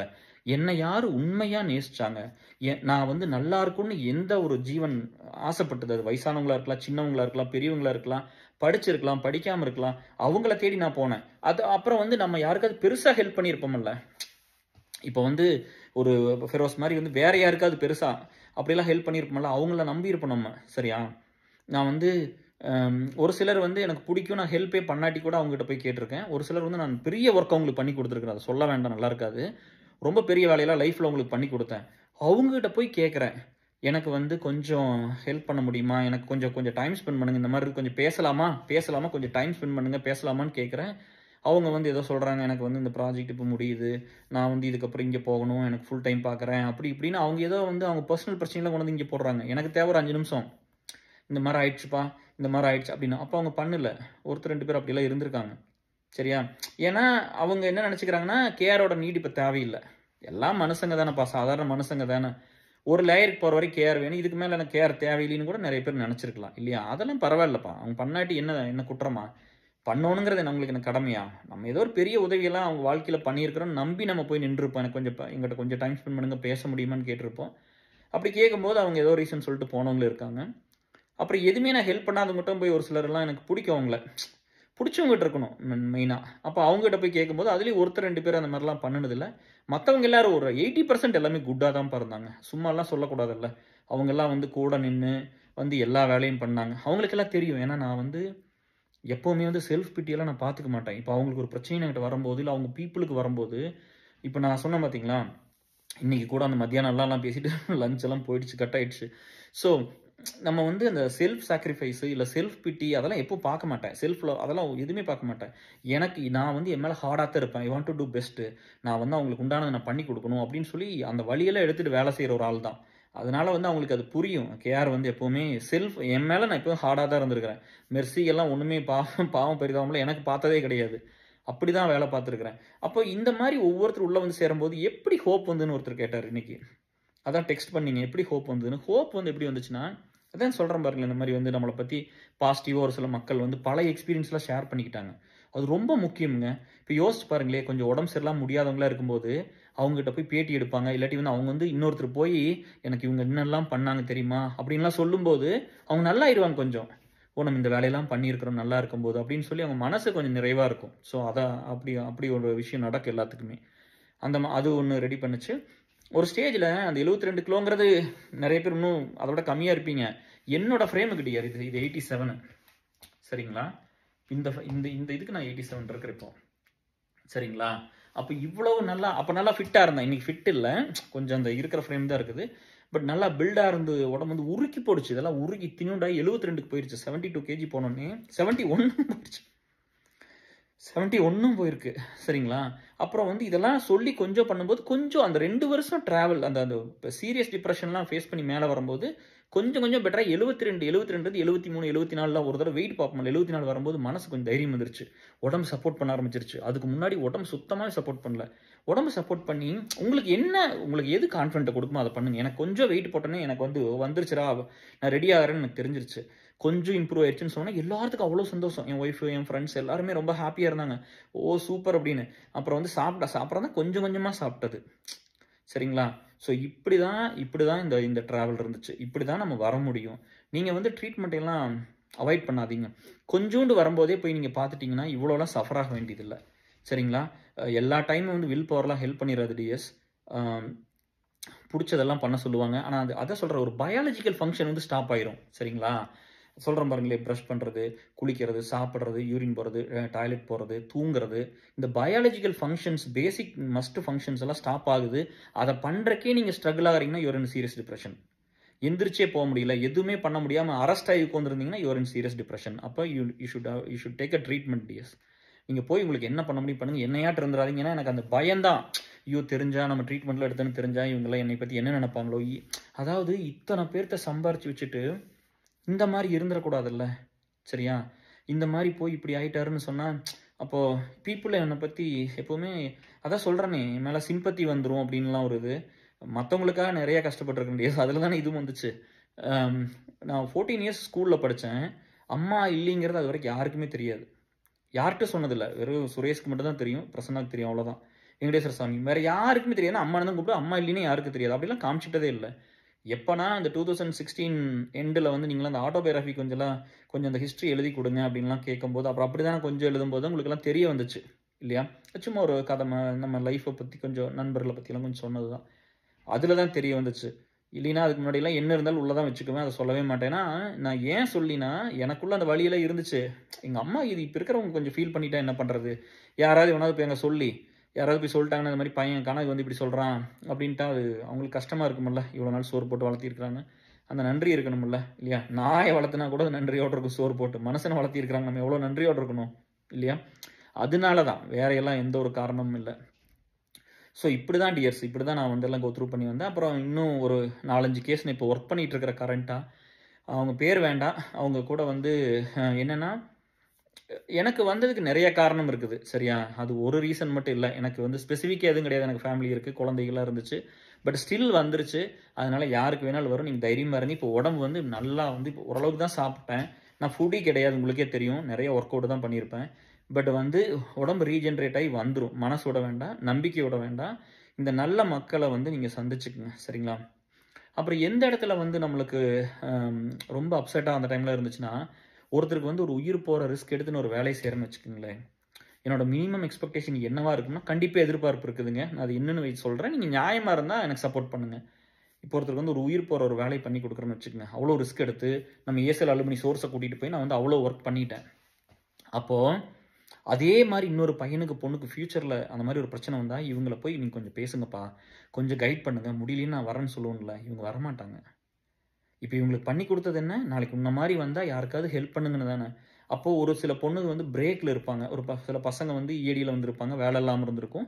அவங்கள ட்ரெயின் பண்ணி அவங்கள கூப்பிட்டு சொல்லி அவங்களுக்கு ஹவர்ஸ் அண்ட் ஹவர்ஸ் ஸ்பெண்ட் பண்ணி ஒரு ஃப்ரெண்டை பிடிச்சி ரெக்கமெண்ட் பண்ணி என்னென்னமோ பண்ணி ஒரு சிலருக்கு வேலை கிடச்சிரும். ஒரு சிலருக்கு வந்து நம்ம கைட் மட்டும் பண்ணி நாலேஜபுல்லாக மாற்றி விட்டு அப்புறம் அவங்க வேலை வாங்கிக்குவாங்க. இப்படி தானே இருக்கும். அவங்ககிட்ட சொல்லுவேன், உங்களால் 2 பேர்த்து இப்படி எஸ்எல்ல பண்ண முடியுமா, அலுமினியில் இப்படி பண்ண முடியுமா, அதை பண்ணுங்கன்னு. அதை பண்ணினதே இல்லை டிஎஸ் 95% யாருமே. நம்ம ஒரு நல்லது பண்ணியிருக்கிறோம்ல, அப்போ நான் எதிர்பார்ப்பேன்ல, இப்போ உனக்கு வந்து ஒரு லைஃப் சேஞ்ச், இங்கே வந்து ஒரு வேலை வாங்கி வேலையே ஐடிலேயே வேலை பார்க்காதவங்களும் ட்ரெயின் பண்ணி எல்லாம் பண்ணி ஒரு வேலை வாங்கி கொடுத்தோம்னா ஈடியில், அவங்க வந்து இன்னொரு 2 பேர்த்த 3 பேர்த்த கஷ்டப்படுற பையன் பிள்ளைக்கு ஹெல்ப் பண்ணணும்ல. திரும்ப திரும்ப அதே வேலையை நான் பண்ணிட்டு இருந்தேன்னா எப்படி ஏசல் அலுமினி வேற லெவலுக்கு எடுத்துகிட்டு போவேன்? அவங்க என்ன பண்ணுவாங்கன்னா வரவே மாட்டாங்க டிஎஸ். அவங்களுக்கு ஏதோ காணாத கண்டது கிடைச்ச மாதிரி அவங்க வரவே மாட்டாங்க. அந்த வேலையை அடுத்தவங்களுக்கு பண்ண மாட்டாங்க. என்ன பண்ணுவாங்கன்னா ஒரு சிலர் வந்து அதில் வருஷத்துக்கு ஒரு $50 கொடுத்துருவாங்க ஏசலுக்கு ஒரு கான்ட்ரிபியூஷன். ஒரு சிலர் அதுவும் பண்ண மாட்டாங்க. நான் என்ன கேட்குறேன்னா, நீ கஷ்டம்னு வந்து நிற்கும்போது உனக்கு வருஷத்துக்கு நீ ஒரு நல்ல ஈவெண்ட் பண்ணு, ஒரு சோசியல் ஆக்டிவிட்டீஸ் பண்ணுங்க, ஒரு சோசியல் வெல்ஃபேர் மூவ்மெண்ட் பண்ணுங்க, சொசைட்டிக்கு ஒர்க் பண்ணுங்க, ஃப்ரெண்ட்ஸ் அண்ட் ஃபேமிலிஸ்க்கு ஒர்க் பண்ணுங்க. நீங்கள் ஒர்க் பண்ணிட்டு இனிஷியேட் பண்ணி ஒர்க் பண்ணிட்டு என்கிட்ட வந்து சொல்லுங்கள், நானும் ஒரு $50 கொடுத்துட்றேன் அப்படின்னு சொன்னால் நீங்கள் சரியாக இருப்பீங்களா? உங்களுக்கு அந்த இடத்துல விசா வேணும், இல்லை வேலை வேணும், இல்லை இமிகிரேஷன் ஆர்எஃப்இ கிளியர் பண்ணணும், ஆடிட்டை கிளியர் பண்ணணும், இந்த மாதிரி நிறைய நான் ஹெல்ப் பண்ணியிருப்பேன்ல. ரெஸ்யூம் ரிவ்யூ பண்ணணும், ரெஸ்யூம் ப்ரிப்பேர் பண்ணி கொடுக்கணும், டெக்னாலஜி சொல்லி தரணும், எக்ஸ்பீரியன்ஸை ஷேர் பண்ணிக்கணும், ஏஎஸ்எல் இருக்கிற மற்ற பசங்க பிள்ளைகள் லூப் பண்ணி விடணும், அவங்க டெக்னாலஜி எக்ஸ்பர்ட் உங்கள்கிட்ட பேசுவாங்க, நீங்கள் டைம் ஸ்பெண்ட் பண்ணணும், அவங்க உங்களுக்கு ஸ்பெண்ட் பண்ணியிருக்காங்க. இவ்வளோ வேலை நடந்துச்சுல்ல டியர். அதை வந்து எடுத்து யார் பெனிஃபிட் ஆனாங்களோ அவங்ககிட்ட போய் நீங்கள் இன்னொருத்தருக்கு பண்ணுங்கன்னு சொன்னால் உடனே ஏஎஸ்எல் விட்டு ஓடிடுவாங்க. கொஞ்ச நாள் தான் இருப்பாங்க. உடனே பார்த்தீங்கன்னா இதை விட பெட்டராக ஒரு கான்ட்ராக்டிங்கில் போய் ஒரு வேலையை வாங்கி கொடுத்தோம்னா 2 வருஷம் 1 வருஷம் இருந்து உடனே டக்குன்னு ஃபுல் டைம் பிடிச்சி ஓடி போயிடுறது. அப்படியே வர்றதே இல்லை. அப்புறம் பார்த்தா பெரிய வீட்டை வாங்கிக்கிறது எனக்கு ரொம்ப கமிட்மெண்ட் இருக்குது கூப்பிட்டோம்னா. சும்மா இருந்தாங்க எந்த வழியும் இல்லாமல். அப்போ நம்மளுக்கு தோணுமல்ல, அது எனக்கு பண்ண சொல்லலை, எனக்கு பண்ணாலும் சந்தோஷம்தான், அது நன்றி இருந்தால் நீங்கள் பண்ணுங்க. அப்படி இல்லாட்டி கூட மற்ற இன்னொரு பையன் பிள்ளை உங்களை மாதிரி எத்தனை பேர் இருக்காங்க, அந்த எக்ஸ்பெக்டேஷன் இருக்குமில்ல. இப்போ நானே வந்து திரும்ப திரும்ப அந்த வேலையை பண்ண முடியாதுல்ல டிஎஸ். இப்போ மற்ற லீடர்ஸ் எல்லாம் பரவாயில்ல, அப்போ ஏஎஸ்எல் பூராமே அப்படித்தான் இருந்தாங்களான்ட்டு இல்லை, நிறைய பேர் நம்ம ஹெல்ப் பண்ணாமே கூட இருந்தாங்க. நம்ம பண்ணுற வேலை பிடிச்சி போய் கொஞ்சம் பேர், இது ஒரு மிக்சடு க்ரௌடு. நான் பண்ணுற வேலை பிடிச்சி போய் கொஞ்சம் பேர் கூட இருந்தாங்க. நம்ம ஹெல்ப் எனக்கு பண்ணவங்க இருக்காங்க, மற்றவங்களுக்கு பண்ணவங்க இருக்காங்க, அவங்க ஹெல்ப் எடுத்துக்கிட்டவங்க இருக்காங்க. சரிங்களா? எதுவுமே பண்ணாதவங்க கொஞ்சம் பேர் இருக்காங்க. ஸோ பிடிச்சி போய் கேஆர் பண்ணுற வேலை பிடிச்சி போய், இல்லை ஃப்ரெண்ட்ஷிப்புக்காக கொஞ்சம் பேர் இருப்பாங்க. சரி, இப்படி தான், இது ஒரு மிக்சடு க்ரௌடு தான். நான் எதிர்பார்க்குறது நியாயம் தானே. நான் ஒருத்தனுக்கு பண்ணால் நீ இன்னொரு பையன் பிள்ளைக்கு பண்ணுங்கிறத நம்ம சொல்கிறோம். ஏன்னா இல்லைன்னா உங்கள் அப்பா அம்மா உங்கள் சர்க்கிள்குள்ளே வாங்கிக்கோங்க. உங்கள் க்ளோஸ்டு ஃபேமிலிக்குள்ளே எல்லா ஹெல்ப் எடுத்துக்கிட்டீங்கன்னா எங்கிட்ட வந்து நீ கேட்கலினா நீ யார்கிட்ட நானும் பண்ண சொல்ல மாட்டான்ல. இங்கே உதவி பண்ணுறவங்க ரொம்ப குறைவான ஆளுக்கு தான். கொஞ்சம் யோசிச்சு பாருங்களே. இப்போ இந்த வீடியோலாம் பண்ணால் பப்ளிக்காக வரும், கரெக்டுங்களா? நான் வந்து நேற்று ஒரு கருப்பு சட்டை போட்டு ஒரு வீடியோ பண்ணியிருப்பேன் பாருங்கள், ரிவைண்ட் ஆஃப் 2024. அதில் கொஞ்சத்தை மிஸ் பண்ணிட்டேன். அதை வந்து ஒரு சில லீட்ஸை பண்ண சொல்கிறேன். அதுக்கு அவங்க வீட்டில் அலோவ் பண்ணணும்ல டிஎஸ். வேறு யாராவது பண்ணுங்கன்னு தான் நான் சொல்கிறேன். அதுக்கெல்லாம் அவங்க பண்ண முடியாது. எனக்கு வீட்டில் அலோவ் பண்ணணும், எவ்வளோ கஷ்டம் இருக்குது. இந்த சேலஞ்சஸ் நிறையா இருக்குது. இங்கே வந்து ஒரு லீடராக நம்மளோடலாம் இருந்து ஒர்க் பண்ணுறதுனா ரொம்ப கஷ்டம் டிஎஸ். சரிங்களா? அப்போ இருக்கிறவங்களையாவது நான் பொக்கிஷமாக வச்சுக்கணும்ல, பத்திரமா பார்த்துக்கணும்ல. அதை பிரிக்கிற வேலையை நீங்கள் பண்ணாதீங்க. அதுதான் எனக்கு அடுத்த ஹர்ட் ஆச்சு அந்த டைமெல்லாம். யாரோ ஒருத்தர் ஏதோ ஒன்று பண்ணி பிரிச்சுக்கிட்டே இருப்பாங்க, கெட்டதை போய் சொல்லிடுவாங்க. ஏதோ நம்ம எதுவுமே பண்ணுறதில்ல. இங்கே கூட எம்எஸ் படிக்க வரேன்னு சொன்னோன்னே அத்தனை பசங்களுக்கு எல்லா ஏற்பாடும் பண்ணுச்சு. எந்த காலேஜ் நல்லாயிருக்கும், எந்த டிகிரி நல்லாயிருக்கும், எங்கே போய் தங்க முடியும், எப்படி படிக்கணும், என்னென்ன கோர்ஸ் இருக்குது, இது எல்லா குரூப்பு கிரியேட் பண்ணி எல்லாத்துக்கும் எல்லா நாலேஜுங்கிறது எவ்வளோ இன்ஃபர்மேஷன், எக்ஸ்பீரியன்ஸை ஷேர் பண்ணிக்கிறது எவ்வளோ முக்கியம் லைஃப்பில். எல்லாமே வண்டியாக பண்ணி கொடுக்குது. எம்பிஏ படித்தாலும் சரி, எம்எஸ் படித்தாலும் சரி, பிஹெச்டி பண்ணாலும் எல்லாத்துக்கும் குரூப், கனடா பிஆர் இருக்குது, ஆஸ்திரேலியா பிஆர் இருக்குது, எல்லாத்துக்கும் ஒரு குரூப்பை கிரியேட் பண்ணி, இல்லை டாப் கம்பெனிஸ் இன்டர்வியூ ப்ரிப்பேர் பண்ணுமா, எல்லாத்துக்கும் ஒரு குரூப்பை கிரியேட் பண்ணி எக்ஸ்பர்ட்ஸ் அங்கே லீடராக போட்டு நீங்களாம் கைட் பண்ணுங்கள், சொல்லிக் கொடுங்கன்னா அவங்க டைமை ஸ்பெண்ட் பண்ண சொல்லி, அவங்கள செஷன் எடுக்க சொல்லி, அவங்கள வீக்கெண்டில் இவங்ககிட்ட பேச சொல்லி, இந்த மாதிரி நிறையா பண்ணியிருக்கு. சரிங்களா? செந்தில்குமார் மணி, காந்தி, இந்த மாதிரிலாம் நிறையா பேர் வந்து ஹெல்ப் பண்ணியிருக்காங்க. வீரகுமாருக்கே செந்தில்குமார் மணி ஹெல்ப் பண்ணார் ஃபஸ்ட்டு வேலை வாங்கும் போதெல்லாம். அது வீரகுமார் நான் கேட்பேன், எப்போவுமே செந்தில்கிட்ட பேசுவேன்னு கேட்பேன். இல்லைன்னு சொல்லுவா. அப்படி நான் சொல்லுவேன், நீங்கள்லாம் பேசணுமல்றா அப்படின்னு. ஏன்னா உயிர் போகிற நேரத்தில் ஹெல்ப் பண்ணார்ல, அவருக்கு இவங்க யாருன்னே தெரியாது, நான் போய் சொன்னது ஹெல்ப் பண்ண அப்படி. ஸோ இந்த மாதிரி இப்படி தான் எல்லாம் போயிட்டுருக்கு. எதிர்பார்ப்பு இருக்குது. நம்ம ஒருத்தருக்கு வந்து பண்ணுற சின்ன வேலை கிடையாது இல்லை, வேலைக்கே போகாதவங்களுக்கு ஒரு வேலையை வாங்கி தரோம், இல்லை கஷ்டப்படும் போது வாங்கிட்டு நீ ஒரு இடத்துல போயிருந்து இன்னொருத்தருக்கு ஒன்று பண்ணுங்கன்னு சொல்கிறதுல என்ன தப்பு இருக்குது? பண்ணிட்டு வந்து சொல்லுங்கள், சந்தோஷமாக இருக்கும். சூப்பராக பண்ணிட்டாங்கப்பா, தலையில் தூக்கி ஆடுவோம். ஸோ அப்படி தான் இருக்கும். ஸோ இதுதான் டிஎஸ் வந்து ஃபேக்ட்டு. இதனால எல்லாம் தான் நிறைய ஹர்ட் ஆகும். அப்புறம் அப்படி வந்தாச்சு. சரிங்களா? ஸோ உங்களுக்கு எல்லா ஆன்சரும் பண்ணியாச்சு. பட் உங்களுக்கு அப்புறம் நான் வந்து என்ன பண்ணேன்னா, ஒரு ஸ்டேஜ் வந்ததுக்கப்புறம் அந்த போராடுறது, அது ஒருத்தர் கேட்டிருந்தீங்க, அது வந்து எப்படி இருந்துச்சு அப்படின்னா, நான் டெய்லி வந்து கொஞ்சம் இந்த 2 வருஷத்துக்கு அப்புறம்லாம் வந்து நான் கொஞ்சம் ரெடி ஆகி, நான் ஒவ்வொரு நாள் எப்படியாவது நீ ப்ரஷ் பண்ணிடணும், சாப்பிட்றணும், நீ கொஞ்சம் இது பண்ணணும், அது பண்ணணும்னு பார்ப்போம். அதெல்லாம் பண்ணவே முடியாது. அப்போ அழுகாச்சு வந்துடும். நம்ம டெய்லி ஒன்று பண்ணணும்னு நினைப்பேன், எனக்கு எங்கூட போட்டி போட்டு அப்படியே தோற்று போயிடுவேன். டெய்லி அப்படி தான் இருக்கும். அதுக்கப்புறம் அந்த 2 இயர்ஸ் அது டெய்லி நினைப்பா பண்ண முடியாது. அப்புறம் தான் தெரிஞ்சது, நினைக்கிறமெல்லாம் அதுவே சக்ஸஸ்ன்னு தெரிஞ்சது. அப்புறம் பண்ண முடியாமல் இருந்துச்சு. அப்புறம் ஒரு நாள் பண்ணுவேன், ஒரு நாள் பண்ண மாட்டேன். அதுக்கப்புறம் என்னன்னா, ஊருக்கெல்லாம் வந்து போனது 2023 ஆகஸ்ட்லலாம் வந்துட்டு வந்தோம்ல. உங்களெல்லாம் பார்த்து அலுமினி மீட்லாம் நடந்துச்சுல்ல. வந்ததுக்கப்புறம் திரும்ப பேக் டூ ஸ்கொயர் ஒன் அதே மாரி போயிட்டேங்க. பயங்கர கஷ்டம் அப்பல்லாம். அதே மாரி போய் வெளிய வர முடியாத படாத பாடுபட்டு, ஆன் அண்ட் ஆஃப்ல இருக்கும். அந்த second year to third year வந்து ஆன் அண்ட் ஆஃப். கொஞ்ச நாள் நல்லா இருப்பேன். ஒரு நாள் நல்லா இருப்பேன், ஒரு நாள் நல்லா இருக்க மாட்டேன். இப்படி இருந்துச்சு. எனக்கு என்ன நடக்குதுன்னே தெரியாது. அப்புறம் அப்படியே கொஞ்சம் கொஞ்சமா வந்து மெயினா வந்து நம்ம பண்ணுன வேலை தான் டிஎஸ் கொண்டு வந்துச்சு வெளியில. அப்புறம் நம்ம நண்பர்கள் கூட இருந்தவங்கலாம் சரியா? எல்லாரும் சேர்ந்து நீங்க எல்லாம் சேர்ந்து பண்ணுனது தான். நீங்க எல்லாம் குடுத்த சப்போர்ட் தான் சரியா? இந்த மாரி அப்படி சொன்னா நீங்க நெறைய ஒர்க் பண்ணியிருக்கிறீங்க. You are a high valued person. உங்கள இந்த சொசைட்டி எவ்வளோ தேடுது தெரியுமா? நீங்கலாம் போயிட்டா என்ன ஆகும் தெரியுமா? அப்படிலாம் சொல்லும்போது உங்களுக்கு சந்தோஷமா இருக்கும்ல. அதுக்கு நெறைய உழைக்கணும். உழைங்க. இந்த மாரிலாம் உங்கள நெறைய பேர் நேசிச்சாங்கன்னா, நெறைய பேர் வந்து நின்னாங்கன்னா, நீங்க சரியாயிடுவீங்க ஆட்டோமேட்டிக்கா. சரியா? கொஞ்சம் ட்ரீட்மெண்ட் எடுத்துக்கங்க. பட் இந்த மாரிலாம் பாருங்க. புடிச்ச விஷயத்த பண்ணுங்க. அது வந்து எனக்கு வந்து அது அந்த நேரத்தில பண்ண முடியல. ஆனா கடமை இருந்துச்சுல்ல. நம்ம ஒண்ணு எடுத்துக்கிட்டோம். ஏஎஸ்எல்லுக்கு பிரசிடென்ட்ன்னு இருக்கிறோம். பிஎம்ஹெச்எஸ்க்கு போர்ட் டைரக்டர் ஆயாச்சு. போர்ட் சேர்மன் ஆயாச்சு. பியூல பிரசிடென்ட்டா இருக்கிறோம். ஒரு பொறுப்பு எடுத்துக்கிட்டோம்ல. அந்த பொறுப்புக்கு உண்மையா இருக்கணும்ல. காசு குடுத்தா என்ன? குடுக்காட்டி என்ன? எடுத்த கடமைய கரெக்ட்டா செய்யணும்ல. இல்லையா? அத வந்து இல்லாட்டி யாருக்கா குடுத்துறணும். இப்ப நம்மகிட்ட இருந்து எடுத்துக்கிறக்கு அவங்க யோசிப்பாங்கல்ல. இப்ப நான் சொல்லிட்டே தான் இருக்கிறேன். பியூலயும் எடுத்துக்கங்க. ஏஎஸ்எல்லயும் சொல்லிட்டு தான் இருக்கிறேன். ஏஎஸ்எல்ல நெறைய ரிஸ்க் இருக்குது. பட் வந்து பியூல வந்து எடுத்துக்கங்களேன். இல்லையா? எடுத்தீங்கன்னா நான் அடுத்த லெவலுக்கு நான் போயிருவேன். உங்களுக்கு ஒரு லேயர் வந்துரும். ஸோ நல்லா இருக்கும் எல்லாமே. அப்படிதான் சொல்லிட்டு இருக்கு. பார்க்கலாம். ஸோ இப்போ அடுத்த வந்து ஜென்ரலா மத்த ஃப்ரெண்ட்ஸுகளோட இருந்த கொஸ்டின்ஸ் சொல்றேன். அவங்களோட ஒர்க் பண்ணிட்டு இருக்கேன். அந்த ஒரு ஃப்ரெண்ட் இன்ஸ்டாகிராமில் இது பண்ணுவான்னு சொன்னேன்ல. 5 டெய்லி 10 ரீல் எனக்கு அனுப்புறாப்படி. கிட்டத்தட்ட 4 இயர்ஸ்க்கு மேலே ஆயிடுச்சு டிப்ரெஷன் போய். நான் டிப்ரெஷன் போகும்போது அவரும் கூப்பிட்டு அந்த நண்பரும் கூப்பிட்டு அழுகுவாப்படி. அவரெல்லாம் கூப்பிட்டாருன்னா அவ்வளோதான். அவர் கூப்பிட்டா டெய்லி 1 மணி நேரம் 2 மணி நேரம் பேசுவேன் ஃப்ரெண்டு கிட்ட. என்னோட கொஞ்சம் சின்ன பையன். அவங்க ஒய்ஃபோட வந்து கொஞ்சம் செப்பரேட் ஆயிருக்காங்க. குழந்தை இருக்கு. ஸோ இந்த மாதிரி அது சொல்லி ரொம்ப ஃபீல் பண்ணுவாப்படி. அவரு அவர் நான் சொல்றத கேட்கவே மாட்டார். என்ன பண்ணுவாருன்னா, எனக்கு தெரியல. எனக்கு வந்து இந்த டைம், ஸ்பேஸ் எல்லாம் குடுக்குறது எனக்கு புரியல. அது எப்படிங்கிறது தெரியல. பட் ஒரு சிலர் எதிர்பார்ப்பாங்க அத. அது வந்து அவங்க சைடு எல்லா பெர்சனாலிட்டி டிஃபரெண்ட். இங்க பாருங்க 5 விரலும் ஒரே மாரி இல்லையல்ல டிஎஸ். கரெக்ட்டா? எல்லா விரலும் வேற வேற மாரி தானே டிஎஸ் இருக்குது. கரெக்ட்டுங்களா? எல்லா விரலும் உங்களுக்கு வேற வேற தான். ஸோ அப்படித்தானே இருக்குது கை. அப்போ எனக்கு வந்து அது தேவையில்ல. நான் சண்டை போட்டேன்னா உடனே போய் சாரி சொல்லி கட்டி பிடிச்சுக்கணும், அழுகணும், ஒய்ஃப்கிட்ட சேர்ந்துக்குவேன். 1/2 மணி நேரம் இருக்க மாட்டேன் சண்டை போட்டோம்னா. உடனே சேர்ந்துக்கணும், உடனே சால்வ் பண்ணிடணும். எதுக்கு அந்த பெயினை வச்சுக்கிட்டு இருக்கணும் அப்படின்னு நான் நினைப்பேன். ஒரு சிலர் வந்து சண்டை போட்டா அவங்களுக்கு ஹீல் ஆகிற கொஞ்சம் டைம் ஆகுதுன்னு சொல்றாங்க. அதெல்லாம் மக்களோட இருந்து கத்துக்கிட்டேன். எனக்கு அப்ப தெரியாது. அப்ப நான் சொல்றேன், மணி சாரி பேர் வேண்டாம். நண்பா நீ வந்து இதை பண்ணாதீங்க ஃப்ரெண்ட். நீங்க வந்து கொஞ்சம் டைம் கொடுங்க. அவங்க டைம் கேட்குறாங்களா கொஞ்சம் கொடுத்துருங்கன்னா இவர் டைமே கொடுக்க மாட்டார். சுத்தி சுத்தி வந்து அவங்களோட இருக்கிறவங்கள பூரா அதாவது வந்து அந்த ஸ்டேஜ்ல வந்து அவங்களோட ஃப்ரெண்ட் இருப்பாங்கல்ல, அவங்க எல்லாத்துக்கிட்ட டச்சில் இருக்கும்னு தோணும். அவங்களெல்லாம் நம்ம பேசணும், எப்படியாவது டச்சில் இருக்கணும், இவங்க வந்துடணும்னு நம்ம நிறைய ட்ரை பண்ணுவோம் இல்லையா? இந்த பாலா போன மனசு அப்படிதான் இருக்கும். ஏங்கும், கவலைப்படும் இல்லையா, கஷ்டப்படும், இதெல்லாம் நடக்கும்ல. அவர்கிட்ட சொல்றேன், வேண்டாம் கொஞ்சம் ஸ்பேஸ் கொடுங்க, கொஞ்சம் விட்டுருங்க, கொஞ்சம் நாளைக்கு அவங்க நிம்மதியாக விடுங்க, அவங்க வருவாங்கன்னு சொல்றேன். இவர் விடவே இல்லை. இவர் தொடர்ந்து போய் போய் போய் யார்கிட்ட பேசுறாங்க, என்ன பண்றாங்க, அது இதுன்னெல்லாம் பார்த்து எக்ஸ்ட்ரீமா பெருசு பண்ணிக்கிட்டாரு. அப்புறம் என்ன பண்றது? அப்போ டெய்லியும் குடிக்கிறாரு. இந்த மாதிரி நிறைய பிரச்சனை அவரோட. இன்னும் அதான் பண்ணிட்டுருக்காரு.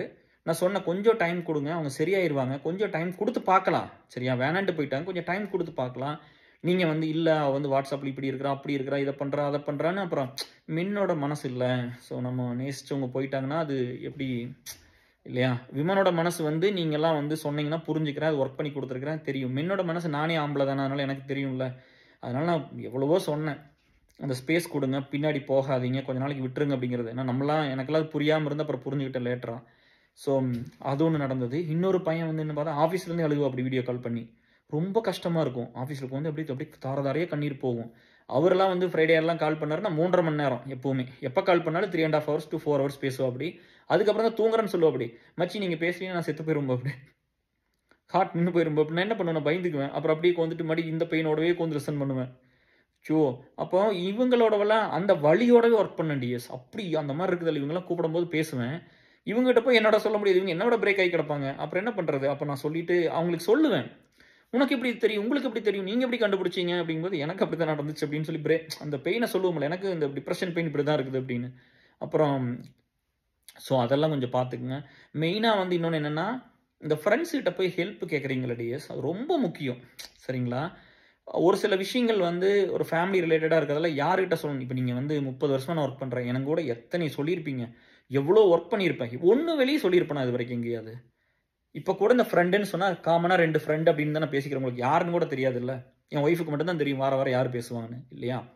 உங்களுக்கு யாருமே தெரியாது. அப்போ இல்லை, அந்த ஃப்ரெண்ட்ஸுகளோட கான்ஃபரன்ஸ் போட்டேன். நம்ம கங்கா, டிபி இவங்களெல்லாம் கான்ஃபரன்ஸ் போட்டிருக்கிறேன். சரி, ராஜேஷ் இவங்களெல்லாம் கான்ஃபரன்ஸ் போட்டதுனால அப்போ அவங்களுக்கு கொஞ்சம் தெரியும். அவங்ககிட்ட சொல்லிடுவேன், இங்கே பாருப்பா, இது உங்கள் ஃபேமிலிக்கு கூட சொல்லக்கூடாது.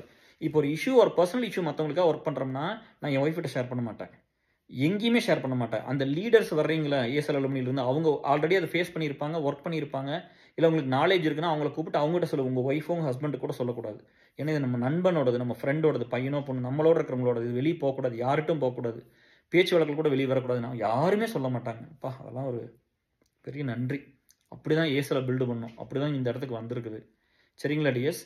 ஸோ இந்த ரிலேஷன்ஷிப்பை பொறுத்தளவுக்கு எனக்கு நம்ம நண்பர்களோட ஒர்க் பண்ணதை வச்சு சொல்கிறேன், இப்படி தான் இருக்கும். சரிங்களா? அப்புறம் எப்பவுமே யார் இனிஷியேட் பண்ணுறாங்களோ பிரேக்கப், அவங்களுக்கு பெயின் கொஞ்சம் குறைவாக தான் இருக்கும். யார் வந்து இந்த ரிலேஷன்ஷிப்பை பொறுத்தளவுக்கு இன்னொன்று சொல்கிறேன். ரிலேஷன்ஷிப்பை பொறுத்தளவுக்கு ஒருத்தர் வந்து எக்ஸ்ட்ரீமாக லவ் பண்ணுவாங்க டிஎஸ். சரியா? அதை வந்து சினிமாவில் பார்க்குறக்கு தான் வந்து ரசிக்கிற மாதிரி அழகாக இருக்கும். ஒருத்தர் வந்து ரொம்ப அந்த லவ்னா அந்த லவ்வர் மேலே அப்படி இருப்பாங்க, வேர்ல்டாக இருப்பாங்க, அப்படி லவ் பண்ணுவாங்க, எக்ஸ்ட்ரீமாக லவ் பண்ணுவாங்க, 200% லவ் பண்ணுவாங்க. ஆனால் இன்னொரு பார்ட்னர் பார்த்தா 75, 80 அவ்வளோதான் லவ் பண்ணுவார். இவங்க 200% லவ் பண்ணுவாங்க. ஆனால் அந்த 200% லவ் பண்ணுறவங்கள தான் நம்மளுக்கு பிடிக்கும். சினிமாலேயே அப்படி தானே. சே, இதாண்டா கேரக்டர், இந்த புள்ள மாதிரி நம்மளுக்கு புள்ள வேணும், இல்லாட்டி இந்த பையன் மாதிரி நம்மளுக்கு ஹஸ்பண்ட் வேணும் நம்ம நினைப்போம்ல. அந்த மாதிரி நீங்கள் இருங்க. எல்லாமே உங்களுக்கு ஒன்று கிடைக்க நீங்கள் வந்து அந்த விரும்பினவங்ககிட்ட விட்டு கொடுத்து போங்க, நம்புங்க, அவங்க வந்துடுவாங்கன்னு. சரிங்களா? நீங்கள் எக்ஸ்ட்ரீமாக லவ் பண்ணுங்கள், நீங்கள் ஒரு 200% லவ் பண்ணுங்கள், தப்பு இல்லை. நான்லாம் அப்படி தான் இருப்பேன். சரியா? நான் நண்பர்கிட்டவே எப்படி இருக்கிறேன், அப்புறம் ஒய்ஃப்கிட்டும் அப்படி தானே இருப்பேன். சரியா? நான் எப்பவுமே வந்து என்னை நீ இப்படி பண்ணல, எனக்கு தொந்தரவு பண்ணாமல் இருந்தால் போதும். கூட நம்ம ஹெல்த்தை விட்டுறோம், ஒரு சில நேரம் வேலை இம்பாக்ட் ஆகும், ஒரு சில நேரம் வீட்டில் இவங்க கூப்பிட்றப்ப நம்ம இருக்க மாட்டோம், பணத்தை எங்கேயாவது கொண்டு கொடுத்துருப்பேன், அது நீங்கள் கொடுக்க மாட்டேங்க டைமில். ஸோ அப்போ சண்டை வரும். இப்படி தானே சண்டை வந்துருக்குது. மற்றபடி வேறு பிரச்சனைக்கெல்லாம் பெருசாலாம் ஒன்றும் சண்டையெல்லாம் எதுவும் வந்ததில்லை. சரிங்களா? கொஞ்சம் பாசிட்டிவ்னஸ் இருக்கும். இந்த மாதிரி பீப்புள் லைஃப்லாம் ஒர்க் பண்ணும்போது நீங்களாம் தலைவர் அப்படி இப்படிலாம் சொல்லி எல்லாம் செலிப்ரேட் பண்ணும்போதெல்லாம் இவங்க ஏன் அப்படி பண்ணாங்க, அவங்க ஒரு சில நேரம் இருக்கும், அப்புறம்லாம் கொஞ்சம் புரிஞ்சுக்கிறது தான். சரிங்களா? ஸோ இந்த விஷயம் பார்த்துக்குங்க. இது ரிலேஷன்ஷிப்பை பொறுத்தளவுக்கு இதுதான். ரெண்டாவது வந்து அவங்கள தேடி போகாதீங்க, கொஞ்சம் டைம் கொடுங்க, அவங்களே வருவாங்க. சரியா? நீங்கள் ரொம்ப லவ் பண்ணுங்கள், எதாக இருந்தாலும் நீங்கள் ரொம்ப நல்லா பண்ணுங்கள், நீங்கள் வெயிட் பண்ணுங்கள், ரொம்ப டார்ச்சர் பண்ணாதீங்க, பின்னாடி போகாதீங்க, சந்தேகப்படாதீங்க. சரியா? ஒரு பிரேக்கப்பில் இருந்தால் உடனே நம்மளை விட்டுட்டு வேறு எங்கேயாவது போயிடுவாங்க அப்படின்லாம் நினைக்காதீங்க. சரியா? அப்படிலாம் ஒன்ஸ் நம்மளை லவ் பண்ணிட்டாங்கன்னா அந்த ஓவர் ரைட்லாம் யாருனாலையும் பண்ண முடியாது. வேணா இன்னொருத்தர் வரும்போது இந்த லவ்வே இந்த பிரேக்கப்பே ஆகி போயிட்டா கூட உங்களுக்குன்னு ஒரு ஸ்பேஸ் எப்போவுமே இருக்கும். அவங்க வந்து சுத்தமாக மறந்துடல முடியாது, யாராக இருந்தாலும் முடியாது. நான் இன்னும் ஃபர்ஸ்ட் லவ்னு சொல்கிறேன்ல, நாங்கள் என்னத்தை பண்ணிட்டு சும்மா பார்த்ததானே ஸ்கூலில். ஸோ அது இருக்குண்டு எஸ், எல்லாத்துக்கும் மனசுக்குள்ளே இருக்கும். சரியா? அது பரவாயில்ல, எங்கேயோ நல்லா இருக்குன்னு விட்டுருங்க முடியலனா. அது கடைசி நேரத்துக்கு கடைசி ஸ்டேப் அப்படி தானே. பட் வந்து யார்கிட்டவாது போய் யார் வந்து உங்களுக்காக உண்மையாக நின்று உயிரை கொடுத்து வேலை செய்வாங்களோ அவங்ககிட்ட மட்டும் ஓப்பன் அப் பண்ணுங்கள், அவங்ககிட்ட மட்டும் ஹெல்ப் கேளுங்க. ரிலேஷன்ஷிப்பை பொறுத்தளவுக்கு ரொம்ப ரொம்ப சேஃபாக பண்ணணும். ஒரு பொண்ணுகளுக்கு இதை மெயினாக பார்த்துங்க. இந்த பையனே சொன்னா அப்படி, தலைவா இந்த மாதிரி வந்து அப்படித்தான் கூப்பிடுவோம், அப்படி தலைவா இந்த மாதிரி வந்து என் ஃப்ரெண்டுக்கிட்ட சொல்லி இப்படி பண்ணிட்டேன், கடைசியில் பார்த்தா என் ஃப்ரெண்டே ட்ரை பண்ணுறான்னு சொன்ன. அப்படி எனக்கு அதெல்லாம் கேட்டோன்னே ரொம்ப ஹார்ட் பிரேக்கிங்காக இருந்துச்சு. நண்பன்னா எப்படி இருக்கணும்னு தெரியுமா? நான் சொன்னேன், யாரா அவன் என் நம்பர் கொடுறான்னு சொன்னேன். இப்போ வேண்டாம், நான் கூட சத்தம் போட்டுட்டேன், குடிச்சிட்டு சத்தம் போட்டு விட்டேன் அப்படின்னு சொன்னா. அப்படி அந்த மாதிரி நீங்கள் நம்பி யார்கிட்ட போய் சொல்லலாம், யார்கிட்ட போய் நான் சொல்ல. நான் வந்துங்க யூஎஸ் வந்த புதுசு 1 இயரில் அப்பாவுக்கு ஒரு எமர்ஜென்சி, கிணத்து பிரச்சனை. நான் சொன்னேன்ல, ஒரு 80,000 கொடுப்பாங்க. பட் வந்து இங்கேருந்து நான் 2 லட்ச ரூபா செலவு பண்ணிட்டு போகிறேன், இங்கேருந்து போய் அங்கே திரும்ப வர்றேன். அந்த பணம் கொஞ்சம் கொஞ்சமாக கிடச்சிச்சு. பட் வந்து அவங்க கொடுத்தாங்க. பட் என்னென்னா அந்த டைமில் கூட வந்த புதுசில் ஒய்ஃபையும் பையனையும் கொண்டு பாண்டியன் வீட்டில் விட்டு போட்டு போனேன். அவங்க சிங்கிள் பெட்ரூமில் தான் இருந்தாங்க. அப்போ என் மேலே அவர் மேலே எனக்கு எவ்வளோ நம்பிக்கை இருந்திருக்கும், நண்பன், அதனால் கொண்டுட்டு போட்டு போனேன். அப்படி இருக்கணும். சரியா? ஸோ நான் இதுதான் சொல்கிறேன் பாருங்கள். நான் வந்து என் ஃப்ரெண்ட்ஸ் இப்போ வர்றவங்களும் சரி, இனிமேல் இருந்தும் சரி, யாராவது ஏதோ ஒரு பிள்ளைகளோட க்ளோஸாக இருந்து நான் பார்த்தேன்னா, க்ளோஸ் ஃப்ரெண்ட்ஸ் அப்படின்னு சொன்னால் கூட கிட்ட கூட போக மாட்டேன். என் ஃப்ரெண்ட்ஸ் மட்டும் தான் எங்களோட நான் க்ளோஸாக இருப்பேன் பிள்ளைகளோட, தவிர இன்னொருத்தர் ஃப்ரெண்டோடலாம் போய் அதை பிரிக்கிறது அந்த மாதிரி பாவமான வேலையில் நான் வாழ்க்கையிலே பண்ண மாட்டேன். சரியா? நான் சேர்த்து வைக்க தான் முயற்சி பண்ணுவேன். வாழ்க்கை முழுவதும் நான் சேர்த்து வைக்கிற வேலையை தான் பண்ணணும், பிரித்து வைக்கிற வேலையில் என்கிட்ட வந்து யாருமே இல்லை. எந்த ஃப்ரெண்ட்ஸ் மிஸ் அண்டர்ஸ்டாண்டிங் வந்தாலும் நான் அதை சேர்த்து தான் வச்சிருக்கிறேன்.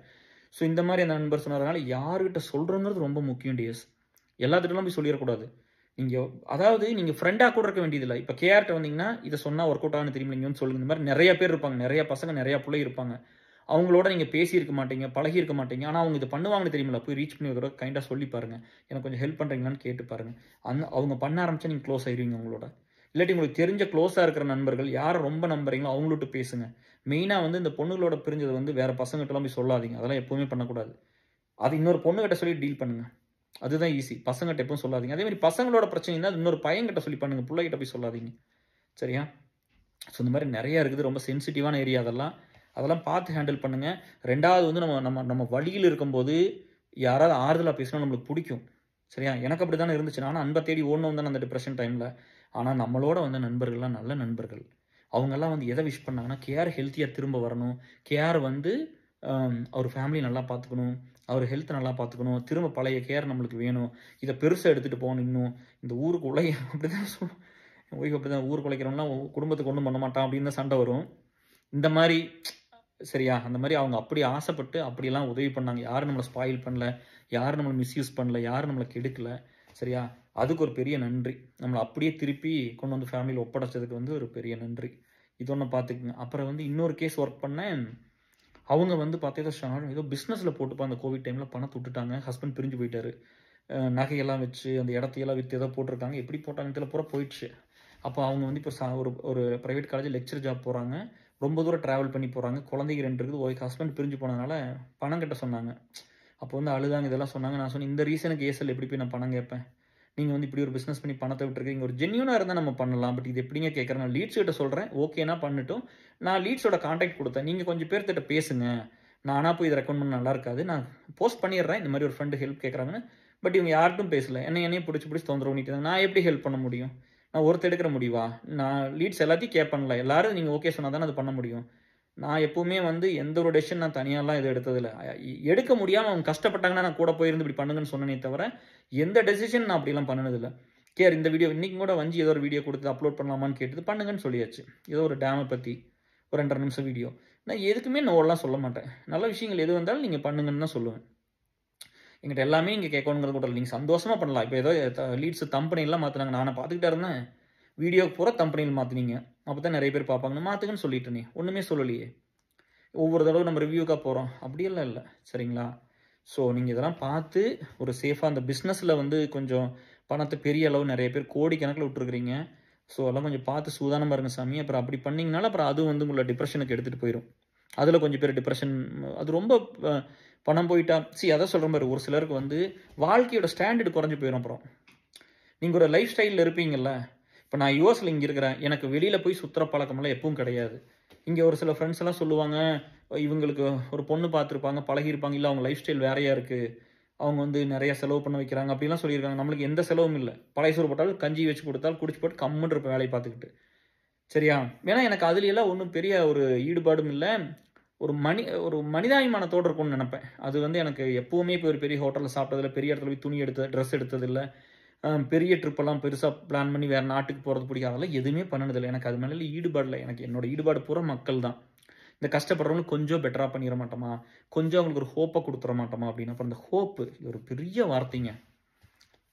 இந்த நம்பிக்கை அதை ஒருத்தர் நம்ம மனசில் விதைச்சிட்டாங்கன்னா நம்ம சரியாயிடுவோம். அது இதெல்லாமே ஓவர் நைட்டில் நடக்கிற ப்ராசஸ் எல்லாம் கிடையாது. எனக்கு தெரிஞ்சு நீங்கள் 6 மாதத்தில் வந்துடலாம், 1 வருஷம் வந்துடலாம்னு எனக்கு சொல்ல தெரியாது. எனக்கு 3 இயர்ஸ் அப்படி ஆச்சு. சரியா? 2 இயர்ஸ் பீக்கு பட்டை கிளப்பிச்சு.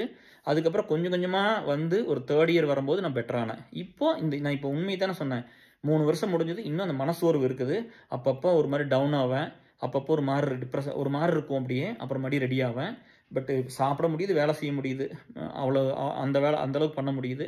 ஃபேமிலியோட அட்டாச்சாக இருக்கிறேன், ஃப்ரெண்ட்ஸோட ரொம்ப க்ளோஸாக இருக்கிறேன், எப்பவும் போல் முதல்ல மாதிரி இருக்கிறேன். பட் இன்னும் ஒரு அந்த ஒரு பாசிட்டிவ் புஷ், ஒரு மோட்டிவேஷன், வா மச்சி வாடா போய் பண்ணலாம் ஜிம்மு, வா இதை போய் பண்ணலாம் அப்படின்லாம். சரியா? பட் என்னென்னா நம்ம அதெல்லாம் பண்ணலை. பட் நம்ம இப்போல்லாம் எங்கேயாவது நான் இப்போ சதீஷோட பையன் பர்த்டேக்கு போனேன். அப்போ சொன்னாங்க, கேஆர் நல்லா இருக்கிறீங்க இப்போ, ரொம்ப நாளுக்கு அப்புறம் என்ன பார்த்தாங்க. அவங்க சாப்பாடெல்லாம் கொடுக்குறாங்கப்பா இப்போல்லாம். ஒய்ஃப் இல்லாத டைமில் அவங்க தான் கொடுக்குறாங்க. அப்போ சொன்னாங்க, என்னங்க ஜிம்மெல்லாம் பண்ணுறீங்களா, நல்லா இருக்கீங்களா அப்படின்னு கேட்டோன்னே எனக்கு சந்தோஷம் ஆகிடுச்சு. ஓ மை காட், அப்போ இந்த உடம்பு என்ன மாதிரி இருக்குதுன்னு பாருங்கள். இது ஒரு கோயிலுங்க, உடம்பு ஒரு கோயில். சரியா? அது என்ன மாதிரி ரீஜென்ரேட் பண்ணுதுன்னு பாருங்களேன். இந்த வயசுக்கு நம்மளை சரி பண்ணுது. சாப்பிட்டுட்டு நம்ம சந்தோஷமா இருந்தாலே சரி பண்ணிடும். நிம்மதியா இருங்க போதும். சரியா? சந்தோஷமா இருக்கணும்லாம் பெரிய அவசியம் இல்லை டிஎஸ். நிம்மதியா இருங்க. சந்தோஷங்கிறது என்ன டிஎஸ்? நம்ம ஒரு வேலையை நல்லா பண்ணா தானே இல்லையா? அப்புறம் இன்னொன்று சொன்னாங்க, இப்போ நீங்கள் உங்களை மாதிரியெல்லாம் எத்தனை பேரும் கேர் இருக்கிறாங்க அப்படின்னு இன்னொரு ஃப்ரெண்டு வந்து எத்தனை பேர் இருக்கிறாங்க. எனக்கு வந்து எல்லாமே செல்ஃபிஷாக தானே இருக்காங்க, அவங்க தானே சக்ஸஸ்ஃபுல்லாக இருக்காங்க, நம்ம நல்லவனாக இருந்தால் மட்டும் கஷ்டப்பட்டுட்டே தான் இருக்காங்க. நான் பால்சாமிட்ட அதை சொன்னேன். அவன் ரொம்ப நல்ல பையன், ரொம்ப கஷ்டப்பட்டான். அவன் கஷ்டப்படுவான் இன்னும். சரியா? பட் அதுதான் வந்து எண்ட் ஆஃப் த லைஃப்னு இல்லை, எல்லாம் நல்ல விஷயங்கள் நடக்கும். கண்டிப்பாக சுயநலமாக இருக்கிறவங்க பெருசாக தான் டிஎஸ் இருப்பாங்க. செல்ஃபிஷாக இருக்கிறவங்களால என்ன வேணாலும் பண்ண முடியும். இப்போ நம்மளால பண்ண முடியாதா? இப்போ ரோட்டில் போய் ஒருத்தர் இறங்கி குப்பை கூட்டம் நம்ம கூட்ட மாட்டோமா? நம்மளுக்கு கை இல்லையா? இல்லை குப்பை பிடிக்க முடியாதா? கூட்டி தூக்கி போட முடியாதா? அள்ள முடியாதா? நான் பண்ணுவேன். அது ஒன்றும் கௌரவ குறைச்சல் நான் பண்ணுவேன். பட் ஒரு எக்ஸாம்பிளுக்கு சொல்கிறேன். நம்ம யாரும் பண்ண முடியாது. எல்லாருமே பண்ணலாம்ல. நடக்க முடிஞ்சு அத்தனை பேர் பண்ணலாம்ல. ஒரு எக்ஸாம்பிளுக்கு சொல்கிறேன். ஆனால் கெட்டதை வந்து யாரும் நம்ம வந்து எனக்கு வந்து என்னென்னா ஒரு சுயநலமாக இருந்து வாழ்ந்துட்டு செத்து போயிடக்கூடாதுங்கிறது. ஏன்னா நிறைய பேர் சுயநலமாக இருந்தாலும் நான் பாதிக்கப்பட்ட வாழ்க்கையில். அப்போ அதே மாதிரி நான் இருந்தேன்னா அப்புறம் அதில் என்ன ஒரு லேர்னிங் இருக்குது? நான் கஷ்டப்பட்டு ஸ்ட்ரகிள் ஆகி வந்ததுக்கெல்லாம் என்ன மரியாதை இருக்குது? என்ன வேல்யூ இருக்குது? அஸ் அ பர்சனாக நீ என்ன கோ த்ரூ பண்ணிங்கிறது உன்னை வந்து இட் ஷுட் சேஞ்ச் யூ இல்லையா? உன்னை யோசிக்க வைக்கணும், உன்னை எவால்வ் பண்ணணும், உன்னை மாற்றணும். இல்லை அது நடக்கலைன்னா அப்புறம் அதில் என்ன இருக்குது? எஸ், அதனால அப்படி இருக்கிறது. அவங்க நல்லா தான் இருப்பாங்க, நான் இல்லைன்னுலாம் சொல்லலை. சுயநலமாக இருக்கிறவங்க அவங்க எல்லாத்தையும் பண்ணிக்க முடியும் இல்லையா? இப்போ நான் தான் சொல்கிறேன், எனக்கு உண்மையாக இருக்கிற நண்பர்கள் வந்தால் மட்டும்தான் நான் ரொம்ப சந்தோஷமாக இருப்பேன். என்கிட்ட மற்றவங்களாம் கிட்ட வர முடியாது. இப்போ எத்தனையோ பேர் வந்து ஒரு வேலை விஷயமா அது இதுன்னெலாம் இம்ப்ரெஸ் பண்ண ட்ரை பண்ணுவாங்க. ஏதோ ஒன்று பண்ணுவாங்கல்ல, ஏதோ ஒன்று வாங்கிக்கணும் பிடிக்கணும், ஏதோ ஒன்று பண்ணுவாங்கல்ல. அப்போ கூட உங்களுக்கு தப்பாலாம் நினைக்க மாட்டேன். பரவாயில்ல விடு, ஓகே. நான் சொல்லுவேன், நீ இதே பண்ண வேண்டியதில்லை, டைரெக்டாக கேட்க மாட்டாங்க. ஒரு சிலர் சுற்றி வளைச்சி நம்மளுக்கு என்ன பிடிக்குமோ அதெல்லாம் பேசி எவ்வளோ பண்ணியிருப்பாங்க. எனக்கு என்ன பிடிக்குமோ அதையெல்லாம் சொல்லி அதையெல்லாம் பேசி அங்கே ஒர்க் பண்ணி கொடுத்து இம்ப்ரெஸ் பண்ணி இப்படிலாம் நிறைய பேர் இதெல்லாம் பண்ணவே வேண்டியதில்லை. எனக்கு இது வேணும் கேர் நீங்கள் பண்ணி கொடுங்க. உங்களோட எய்ம் என்ன? நான் இதை வாங்கிட்டேன்னா கூட நான் பெட்டர் ஆகிட்டேன்னா இன்னொருத்தர் ஹெல்ப் பண்ணுதான் நான் பண்ணி கொடுக்குறேன்னு கேர்னா நான் சபாஸ்ன்னு சொல்லிட்டு வந்து உங்களுக்கு பண்ணி கொடுத்துருவேன். அவ்வளோதான். சரியா? பட் எல்லாரும் அப்படி இருக்க மாட்டாங்கல்ல. எல்லாத்துக்கும் வந்து அவங்கள போய் கேர் பண்ணிக்கிட்டா பிடிக்கும், பேம்பர் பண்ணால் பிடிக்கும், கூடவே சுற்றினா பிடிக்கும். அந்த மாதிரி நிறைய இருக்குல்ல டிஎஸ் இல்லையா? அவங்கள ரொம்ப கிரேட்டுன்னு சொன்னால், கிரேட்டே இல்லாதவங்களை கிரேட்டுன்னு சொன்னால் ரொம்ப பிடிக்கும். இப்படிலாம் இருக்குல்ல. ஸோ அதனால் அது நீங்கள் ஒன்றும் பண்ண முடியாது. உங்களுக்கு எப்படி வந்து இருக்க முடியும் வந்துங்க. பட் வேலை வந்து என்னென்னா கடவுள் சாமி. சரியா? அதுக்கு நம்ம சின்சியராக இருக்கணும். காசு கொடுக்குறாங்க, நம்ம சாப்பிட்றவங்ககிட்ட பணம் வாங்கி பணம் சும்மா கிடைக்காது. அதனால அதுக்கு சின்சியராக இருக்கணும். நான் எப்போவுமே வேலையில் ரொம்ப சின்சியராக தான் இருந்திருக்கேன் இது வரைக்கும். இல்லைன்னா எப்படிங்க 15 வருஷம் வேலையெல்லாம் போயிருக்கு, நல்லின்னு சொல்லலை, வேறு ரீசனுக்கு போகும். அப்புறம் என்ன பண்ணுறது? கஷ்டமாக தான் இருக்கும். அப்புறம் என்ன டிஎஸ் பண்ணுறது? நம்ம காரணமாக இருப்போம், நம்ம இல்லாமல் இருந்திருப்போம். நான் சொன்னேன், நல்லது பண்ணாலும் வந்து தூக்கிடுவாங்க, கெட்டது பண்ணாலும் ஏதாவது இப்படி நடக்கமில்ல. நம்ம கெட்டது எதுவும் பண்ணினதில்லை. ஸோ இந்த மாதிரிலாம் போயிருக்குது. இப்போது யாராவது நம்மளை பற்றி தப்பாக பேசுகிறாங்கல்ல. அன்றைக்கி கூட ஒரு ப்ரொஃபஸர் கேட்டாங்க, எதுக்கு இதெல்லாம் வெளியே போஸ்ட் பண்ணிட்டே இருக்கிறாங்க அப்படின்னு. நல்லது சைலண்ட்டாக பண்ணலாமல் அப்படின்னு. இப்போ இவங்களுக்குலாம் என்னத்தை போய் எக்ஸ்பிளைன் பண்ணுறது? சரியா? இவங்களுக்கு என்னத்தை போய் சொல்கிறது? நம்ம எதுக்கு அதெல்லாம் ஒரு விஷயமெல்லாம் இப்போ 1 வருஷம் ஒர்க் பண்ணிக்கிறோம். 1 வருஷம் எனக்கு பிள்ளை இருக்குது, பையன் இருக்குது, எங்கூட ஒர்க் பண்ண அத்தனை லீடர்ஸ்க்கு லைஃப் இருக்குது. அதை தாண்டி ஒரு வேலை பண்ணியிருக்கிறோம்ல. அப்போ 1 வருஷம் 55 ஆக்டிவிட்டிஸ் 60 ஆக்டிவிட்டிஸ் பண்ணியிருக்கிறோம். ஏகப்பட்ட காசை கான்ட்ரிபியூட் பண்ணியிருக்கிறாங்க. ஆஷாவில் $75,000 கொடுத்துருக்காங்க இல்லையா? சாந்தா 30,000 கொடுத்துருக்காங்க. எனக்கு வந்து இந்த வருஷம் எவ்வளோ சேலஞ்சாக இருக்கும். இனிமேல் பண்ண முடியாது, இப்போ பண்ணிட்டுனல்ல. ஒரு இருக்கிற அத்தனை ட்ரஸ்டிங் கொண்டு வந்து வீட்டில் வச்சு ஒரு நாளைக்கெல்லாம் அளவு பார்க்கணும், எல்லாத்துக்கும் சாப்பாடு பண்ணணும், எல்லாரும் இங்கே வரணும், எங்கள் வீட்டுக்கு வரணும் அப்படின்னு நினச்சி பண்ணது எத்தனை ரிஸ்க். நான் எவ்வளோ கஷ்டப்பட்டு அதை பண்ணியிருப்பேன். அது ஈஸியா? யாராவது ஒத்துக்குவாங்களா? 10 பேர் தானப்பா நம்மளுக்கு வேணுங்கிறவங்க, அவங்கள கூட்டெல்லாம் செலவு பண்ணால் போதும், எதுக்கு போய் அப்படி தானே சொல்லியிருப்பாங்க. எல்லாத்தையும் வர வச்சு பண்ணணுமில்ல, அதுக்கு பர்மிஷன் வாங்கணுமில்ல, அதுக்கெல்லாம் ஏற்பாடு பண்ணணுமில்ல, அதை அவங்கள ஒத்துக்கணுமில்ல. இந்த மாதிரி எவ்வளோ இருக்குது. ஸோ எல்லாத்துக்குமே இல்லை சேலஞ்சிங் தான் டிஎஸ். அதனால் அதை பண்ணுங்கள். அது நல்ல விஷயங்கள் பண்ணுங்கள், அவ்வளோதான். புரியுதா? ஆஃபீஸ் வேலையை நல்லா பார்த்துக்குங்க, உங்கள் பிஸ்னஸை நல்லா பார்த்துக்குங்க. பணம் வந்து எனக்கு பிஸ்னஸ் தெரியாது டிஎஸ். தெரிஞ்சால் நான் கண்டிப்பாக சொல்லிடுவேன். எனக்கு நீங்கள் பணத்தையெல்லாம் விட்டு போட்டு வந்து சொல்லும் போதெல்லாம் கஷ்டமாக தான் இருக்கும். நான் பணம் சம்பாதிக்கணும்னு என் லைஃப்பில் ஒன்றுமே பண்ணலைங்க. நான் வந்து படித்ததும் வந்து வழி இல்லாமல் படித்தேன். சரிங்களா? வழியே இல்லை, என்ன பண்ணுறேன்னு தெரியாமல் பிழைக்கிறக்கு வழி இல்லையேன்னு படித்தது தான். வேலைக்கு வந்தது வந்து பொண்டாட்டி இருக்குதுன்னு வேலைக்கு வந்தேன், பிள்ளை இருக்குதுன்னு பண்ணேன். அதுக்கப்புறம் நீங்களாக இருக்கிறீங்கன்னு வேலைக்கு போகிறேன். சரியா? ஏதோ அந்த உயிர் இருக்கிற வரைக்கும் கொஞ்சம் சம்பாரித்து மற்றவங்களுக்கு கொஞ்சம் கொடுத்துட்டு போயிடணும் அப்படிங்கிறது தான். வேறையெல்லாம் ஒன்றுமே இல்லை. வேறையில் எந்த பர்பஸில் பெரிய பணம் வேணும் அப்படியெல்லாம் ஒன்றும் இல்லை. எனக்கு என்ன ஒரு இதாக இருந்துச்சுன்னா, எத்தனையோ ஆயிரக்கணக்கான மக்கள் நம்ம ரெடி பண்ணியிருக்கிறோம், ஹெல்ப் பண்ணியிருக்கிறோம், அவங்களை உருவாக்கி இருக்கிறதெல்லாம் பண்ணியிருக்கிறோம். இன்னும் நிறைய பேர் வந்து உள்ளே இருந்திருக்கணும். இப்போ நாளைக்கு நம்மகிட்ட எனக்கு யாராவது உதவி பண்ணால் நன்றியோடு தான் நான் இருக்கிறேன். அப்போ நானும் அப்படி தானே எதிர்பார்ப்பேன். ஸோ நிறைய பேர் அப்படி இருக்க மாட்டாங்க. அவங்களுக்கு எப்பவுமே வாட் இஸ் நெக்ஸ்ட்டு தான். இங்கே கேஆரை பிடிச்சா இதெல்லாம் பண்ணிடலாம், கேஆருக்கு மேலே வேற யாரை பிடிச்சா ஒரு இடத்துக்கு போயிட்டு அங்கேருந்து யாரை பிடிச்சா போகிறது, இந்த மாதிரி பீப்புள் அப்படி தான் இருப்பாங்க நிறைய பேர். அவங்களை இம்ப்ரெஸ் இவங்க வாழ்க்கை முழுவதும் அப்படி தான் இருக்கும். சரியா? அப்புறம் வயசாயிருமில்ல, அப்போ ஞானம் பிறந்துடும். அதெல்லாம் சந்தோஷம் இல்லைன்னு உங்களுக்கு தெரிஞ்சிடும். அப்புறம் திரும்ப வருவாங்க, கேஆர் நீங்கள் அன்னைக்கு சொன்னீங்கல்ல எனக்கு இந்த மாதிரி சுச்சு, அப்புறம் நம்ம அடி சேர்த்திக்கு வாங்க வாங்கன்னு சேர்த்திக்கிறதா, யாரையும் குறையெல்லாம் சொல்கிறதில்ல. ஸோ இப்படி இருக்கும். அப்புறம் வந்து என்னென்னா இந்த பணத்தை பற்றி சொல்லியாச்சு. இது அப்புறம் ஜாப் போனால் கொஞ்சம் டிப்ரெஷன் ஆவாங்க ஒரு சிலர்லாம். சரியா? நீங்கள் எப்படின்னு கேட்குறேன்னா, வேலை போனால் கஷ்டமாக தான் இருக்கும் எல்லாத்துக்கும். ஏன்னா ஒரு பொறுப்பில் இருக்கும்ல, அப்பான்னு ஒரு பொறுப்பு இருக்குது, ஹஸ்பண்டுன்னு ஒரு பொறுப்பு இருக்கும். அப்போது அதெல்லாம் கொஞ்சம் மகன் ஒரு பொறுப்பு இருக்குது அப்பா அம்மாட்ட, மருமகன்னு மாமனாட்ட ஒரு பொறுப்பு இருக்குது. ஸோ நம்மளை வந்து அவங்க கொஞ்சம் ஒரு டவுனாக பார்க்குற டைம் வருமில்ல, அப்போ வந்து கவலைப்படுவாங்கல்ல, என்னடா இப்படி ஆகி போச்சுன்னு. நம்மளை வந்து கை கொட்டி சிரித்து ஆஹா நல்லா நடக்கட்டும் அப்படின்னு சொன்னாங்கன்னா சிரிச்சுட்டு கம்முன்னு வந்துடுவேன். சரி உங்களுக்கு சந்தோஷத்தை கொடுத்தா சரிங்க டிஎஸ், நீங்கள் சிரிச்சிட்டா இருங்கன்னு. பட் இவங்களாம் வருத்தப்படுவாங்கல்ல, அப்போ கொஞ்சம் கவலை இருக்கும். பட் அதெல்லாம் சரி பண்ணிக்கலாம், அது எல்லா டைம் நடக்கிறது தானே. சரியா? உயிர்னு இருந்தால் அது போகிறது தான், உடம்புன்னு இருந்தால் அது கெட்டு போகிறது தான். சரிங்களா? மனுஷனாக பிறந்துட்டா வயசாகிறது தான், சாகிறது தான். இதுல எல்லாம் எந்த ஒரு மாற்று கருத்து எனக்கு இல்லை. அதனால எப்பவுமே இதை பெருசாலாம் எடுத்துகிட்டு பண்ணினதில்லை. சரிங்களா? ஃபிட்டாக நல்லா ஹெல்த்தியாக இருக்கணும் அப்படிங்கிறது வந்து நம்ம ஒரு நல்லா இருந்தோம்னா அது லைஃப்பில் எப்பவுமே கொஞ்சம் ஒரு கான்ஃபிடென்ஸை கொடுக்கும். நீங்கள் நல்லா பெட்டராக இருங்க, நல்லா சாப்பிடுங்க, ஹாப்பியாக இருங்க. சரிங்களா? ஸோ ஆல்மோஸ்ட் எல்லாமே ஆன்சர் பண்ணிட்டேன்னு நினைக்கிறேன். இவ்வளோ தான் இதில் நான் போன தடவை நேற்று பேசுனதில் மிஸ் ஆனது. அது எப்படி இருந்தாலும் மிஸ் ஆயிரும். அப்புறம் வந்து கொஷின்ஸ் வந்து இப்போ அதை நான் கேட்டேன். இன்னொருத்தர் இன்டர்வியூ பண்ணுறேன்னு சொன்னாங்க. ஏசல் பற்றி சொல்லுங்கள் இன்டர்வியூ ஒரு சேனல் இருந்து கேட்டிருக்காங்க. நாங்கள் இன்டர்வியூ பண்ணலாமா, அவங்களுக்கு நிறைய சப்ஸ்கிரைபர் இருக்காங்களா, இன்டர்வியூ பண்ணலாமான்னு கேட்டாங்க. நான் அது வரைக்கும் இப்படி பண்ணினது இல்லைங்களேன்னு சொன்னேன். நீங்கள் வரலாமல ஒரு இன்டர்வியூ கொடுக்குறீங்களான்னு கேட்டாங்க. நான் பார்க்கலான்னு சொல்லியிருக்கேன். இன்னும் கொஞ்சம் டைம் வரட்டுங்க, நான் பார்க்கலாம், நெக்ஸ்ட் இயரில் இது பிளான் பண்ணலாம் அப்படின்னு 2-3 டைம் கேட்டிருக்கிறாங்க. அப்புறம் இந்த சீரிஸ் கூட டிப்ரெஷன் சீரிஸ் தான் நிறையா பார்க்குறீங்க. நீங்கள் இதில் நல்லா ஆயிருங்க டிஎஸ், எனக்கு அதுதான் வேணும். சரியா? உங்கள் நேரத்தை வந்து இதில் எந்த ஒரு ப்ரொமோஷனும் கிடையாது. இப்போ இதனால் அதை சொல்கிறேன் பாருங்களே, இது நம்ம இன்னும் மானிட்டேஷன் பெனிஃபிட் கூட நம்ம சேனலில் எதுவுமே வரல. வந்தால் கூட அது ஒரு கஷ்டப்படுற பையன்பிள்ளைக்கு தான் அந்த பணம் போக போகுது. நீங்கள் பார்க்குறது இன்னொரு பையன்பிள்ளை படிக்க தான் வைக்கும். சரிங்களா? கேஆர் வீட்டுக்கும் எங்கள் லீடர்ஸ் வீட்டுக்கும் மற்ற லீட்ஸ் வீட்டுக்கெல்லாம் எங்கேயும் மெம்பர்ஸ் வீட்டுக்கும் எங்கேயும் எந்த பணம் போகாது. அது உங்களுக்கே தெரியும் இல்லையா? நம்ம உடனே வந்து ஷேர் பண்ணுவோம், இங்கே எவ்வளோ கொடுத்துருக்கோன்னு கூட சொல்லுவோம். சரிங்களா? அதனால வந்து இங்கே நேரம் செலவு பண்ணி பார்க்குறது உங்களுக்கு வாழ்க்கையில் ஒரு நம்பிக்கையை கொடுக்கட்டும். ஒரு விஷயத்தை நீங்கள் கற்றுக்குங்க. சரியா? ஏதோ ஒன்று எடுத்துக்கங்க, கனெக்ட் பண்ணிக்கங்க, உங்களுக்கு இப்படி நடந்திருக்குதுன்னு நம்பிக்கையோடு இருங்க. நான் வந்து என்னென்னா இதை கேட்டீங்க, நீங்கள் வந்து டிப்ரெஷன் போனதுக்கப்புறம் இன்னொரு ஃப்ரெண்டு சொன்னாப்படி, அவரு வந்து அவங்க ஒய்ஃப் வந்து அதான்ப்பா யார் விட்டுட்டு போனாலும் இப்போ வந்து அப்போ டிவோர்ஸ் எல்லாம் வந்து வாங்கி கொடுக்க சொன்னாங்க. நான் சொல்லிட்டேன், நம்மளால் அதெல்லாம் பண்ண முடியாது, நீ சேர்த்து வைக்கிறப்ப என்னால் பிரிச்செல்லாம் வைக்க முடியாது. அந்த பாவத்தை நான் வாழ்க்கையிலே பண்ணினதில்லை. சரியா?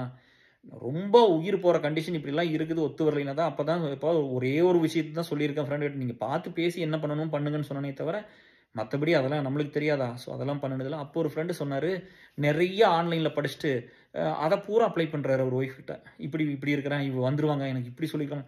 தயவு செஞ்சு அந்த தப்பெல்லாம் பண்ணாதீங்க. சரிங்களா? அது ஒர்க் அவுட்டே ஆகாது. நான் என்ன சொல்கிறேன்னா, நீங்களாக இருங்க. அவன் எல்லாம் என்ன பண்ணுவான்னா அதையவே போடுறாங்களே, how to impress a women, how to impress a men, how to impress a lover, how to cool off period மாதிரி சொல்கிறாங்களே, வேலையில் கூல் ஆஃப் பீரியட் மாதிரி, பிரேக்கப் முடிஞ்சு 90 days நோ டச் கிச்சு அப்படி எல்லாம் போடுறாங்கல்ல. இதெல்லாம் நம்பாதீங்க டிஎஸ். இதெல்லாம் அதை போடுறாங்க, அதை நம்ம சப்போர்ட் பண்ணுறோம் பார்த்தீங்களா? அப்போ நம்மளை வந்து சைக்காலஜிக்கலாக அது பண்ணக்கூடாதுல்ல. இவருக்கு என்ன பிடிக்கும் இப்படி, அது தப்பு தானே அது. அது நீங்கள் நம்ம இயற்கையாக நார்மலாக இதான் நேச்சர்ப்பா, ஒத்து வருமா இருங்க, ஒத்து வரலையே நீங்கள் நிம்மதியாக யாரோ பெத்த பிள்ளை பசங்க நீங்கள் போய் நிம்மதி இன்னொரு லைஃப் பாருங்கள், சந்தோஷமாக இருங்கன்னு அனுப்பிச்சி விட்றணும். சரியா? அவங்களுக்கு போய் இந்த மைண்டு கேம்லாம் என் வாழ்க்கையில் வந்து ஃபஸ்ட்டு வந்து நம்ம மேலே சுயமாக நம்மளுக்கு மரியாதை இருக்கணும். நான் வாழ்க்கையில் இந்த மைண்ட் கேம்லாம் பண்ணினதில்லை. நிறைய பேர் சொத்து எழுதி வாங்கியிருக்காங்க டியர், எனக்கு தெரியும். அப்பா அம்மாட்டும் சரி, அக்கா தங்கச்சிட்டும் சரி, அண்ணன் தம்பிட்டும் சரி, மாமனார் மாமியார்ட்டும் சரி, எவ்வளோ பசங்க பிள்ளைங்க அதெல்லாம் பண்ணியிருக்குது. அதெல்லாம் எனக்கு தெரியும். அந்த பாவத்தில் நான் பண்ணவே இல்லை இது வரைக்கும். நான் அப்படிலாம் பண்ணவே மாட்டேன், ஒரு நாளும் பண்ணினதில்லை அதெல்லாம். இந்த லைஃபே டெம்பர் எனத்தை நான் தூக்கிட்டு போகிற போகும்போது யாருதே எடுத்துகிட்டு போயிட்டாங்க. அது மேலே எல்லாம் ஒரு எக்ஸைட்மெண்ட் அதெல்லாம் இருந்துச்சுன்னா, காசு பணம் இல்லை விமன் அப்படிலாம் இருந்துச்சுன்னா இந்த வேலையை நான் எதுக்கு பண்ணுறேன்? நம்ம என்ன தென்னாலும் இங்கே கிடைக்குமே இன்றைக்கெல்லாம். இன்றைக்கி அப்படி தான் உலகம் இருக்குது. எல்லாருமே என்ன கேஆர் என்ன சோசியல் ஒர்க்காக பண்ணுறாங்க, சொசைட்டிக்காக ஒர்க் பண்ணுறாங்க, ஃப்ரெண்ட்ஸுக்காக ஒர்க் பண்ணுறாங்க. இல்லையில்ல, என்ன வேணாலும் நம்ம லைஃப்பில் கிடைக்கும் டிஎஸ். நல்லதாக நம்ம போகணும் அப்படிங்கிறது தான். ரெண்டாவது என்னென்னா, நம்மளுக்கு வந்து என்னென்னா ஈகோ இல்லை, நம்ம மேலே ஒரு மரியாதை நம்மளுக்கு இருக்கணும். ஃபஸ்ட்டு நான் இந்த வேலையில் இப்படி பண்ண மாட்டேன், இந்த மாதிரி ஒரு விஷயத்த பண்ண மாட்டேன், மற்றவனை கெடுக்கிற மாதிரி எந்த வேலையும் நான் பண்ண மாட்டேன். எனக்கு அத்தனை ஹர்ட் பண்ணியிருக்காங்க, அவ்வளோ பேர் என்னை பழிவாங்காத ஆளுகளே கிடையாது. என்ன ஆகும்னு தெரியல. சரியா? கடவுள் வந்து அவங்களுக்குலாம் என்ன வச்சிருப்பாருன்னு தெரியல. பட் அதெல்லாம் பண்ணக்கூடாது. இவங்களெல்லாம் மன்னிச்சு விட்டுருங்க. நான் அவ்வளோதான் கடவுள்கிட்ட சொல்றது இல்ல. இவங்கலாம் அற்ப மனுஷங்க, மன்னிச்சு விட்டுருங்க. நம்ம நல்லது பண்ணாலும் நம்மளுக்கு கெட்டது தான் பண்ணுவாங்க. அப்படி நெறைய பேர் இருக்காங்க டியர்ஸ். அதெல்லாம் பயங்கர பிரேக்கிங்கா இருந்துச்சு அந்த டைம்லாம். நம்ம நல்லது பண்ணியிருப்போம்ல, ஒருத்தருக்கு வந்து ஃபினான்ஷியல் ஹெல்ப் பண்ணியிருப்போம். அவங்க அம்மாவுக்கும், அப்பாவுக்கும் உடம்பு சரியில்லாதப்ப குடுத்துருப்போம். படிக்கிறக்கு குடுத்துருப்போம்ல, அவங்கலாம் வந்து நம்மளுக்கு கெட்டது பண்ணுவாங்க. அதெல்லாம் கேட்கும்போது எப்படி தெரியுமா இருக்கும்? அப்பா! இப்படிலாம் மனுஷங்க இருப்பாங்களான்னு தெரியும். நம்ம நம்புவோம்ல. நான் எல்லாத்தையும் நம்புவேன். நான் நம்பி தானே ஒரு வேலைய பண்ணியிருப்பேன். பட் அவங்க வந்து அந்த ஒர்க்க பண்ணுவாங்க. ஸோ அதெல்லாம் ஒண்ணுமே பண்ண முடியாது டியர்ஸ். அதெல்லாம் ஒரு சிலர் அப்படிதான். சரிங்களா? ஸோ அதெல்லாம் நீங்க எதுவுமே அது நீங்க எல்லாத்துக்குமெல்லாம் வந்து தாடி நெறைய இருக்கு. ஸோ எல்லாத்துக்குமெல்லாம் வந்து நீங்க அதெல்லாம் அதெல்லாம் பயங்கரமா இருக்கும். நம்மளுக்கு இவங்கலாம் கெட்டது பண்ணுவாங்களான்னு நெனச்செல்லாம் பார்க்கும்போது, ஐயோன்னு இருக்கும். அப்பா! என்ன மாரி மனுஷங்கடா!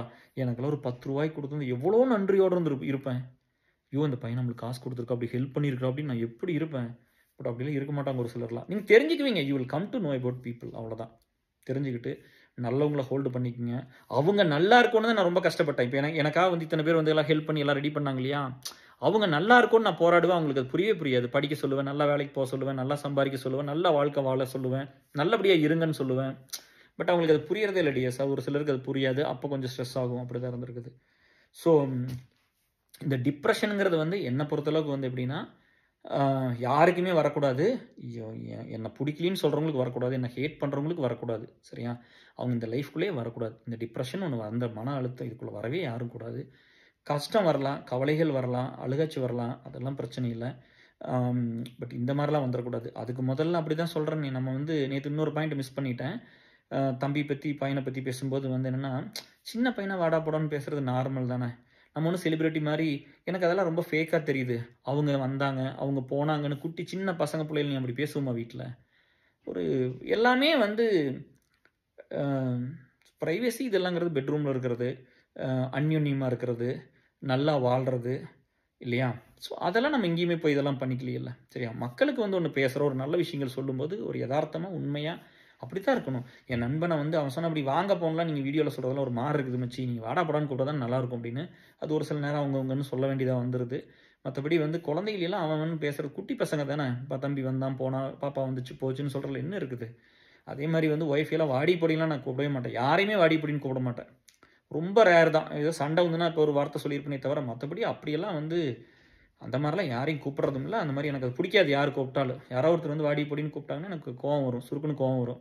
அது நம்ம ஃப்ரெண்ட்ஸ் எல்லாம் யாராவது புள்ளைகளையோ யாராவது கூப்பிட்டா எனக்கு கஷ்டமா இருக்கும். அப்படியெல்லாம் கூப்பிடாதீங்கன்னு சொல்லுவேன்.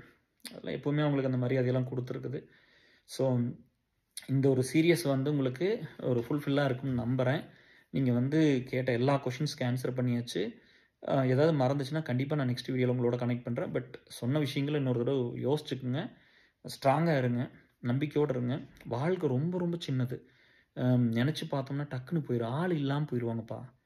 சரிங்களா? இந்த வாழ்க்கை வந்து நம்ம நெனச்சுக்கிட்டு இந்த விரோதம், இந்த குரோதம், பழிவாங்கணும், இந்த கெட்டது பண்றது இதெல்லாம் எதுவுமே பண்ண வேண்டாம். சரியா?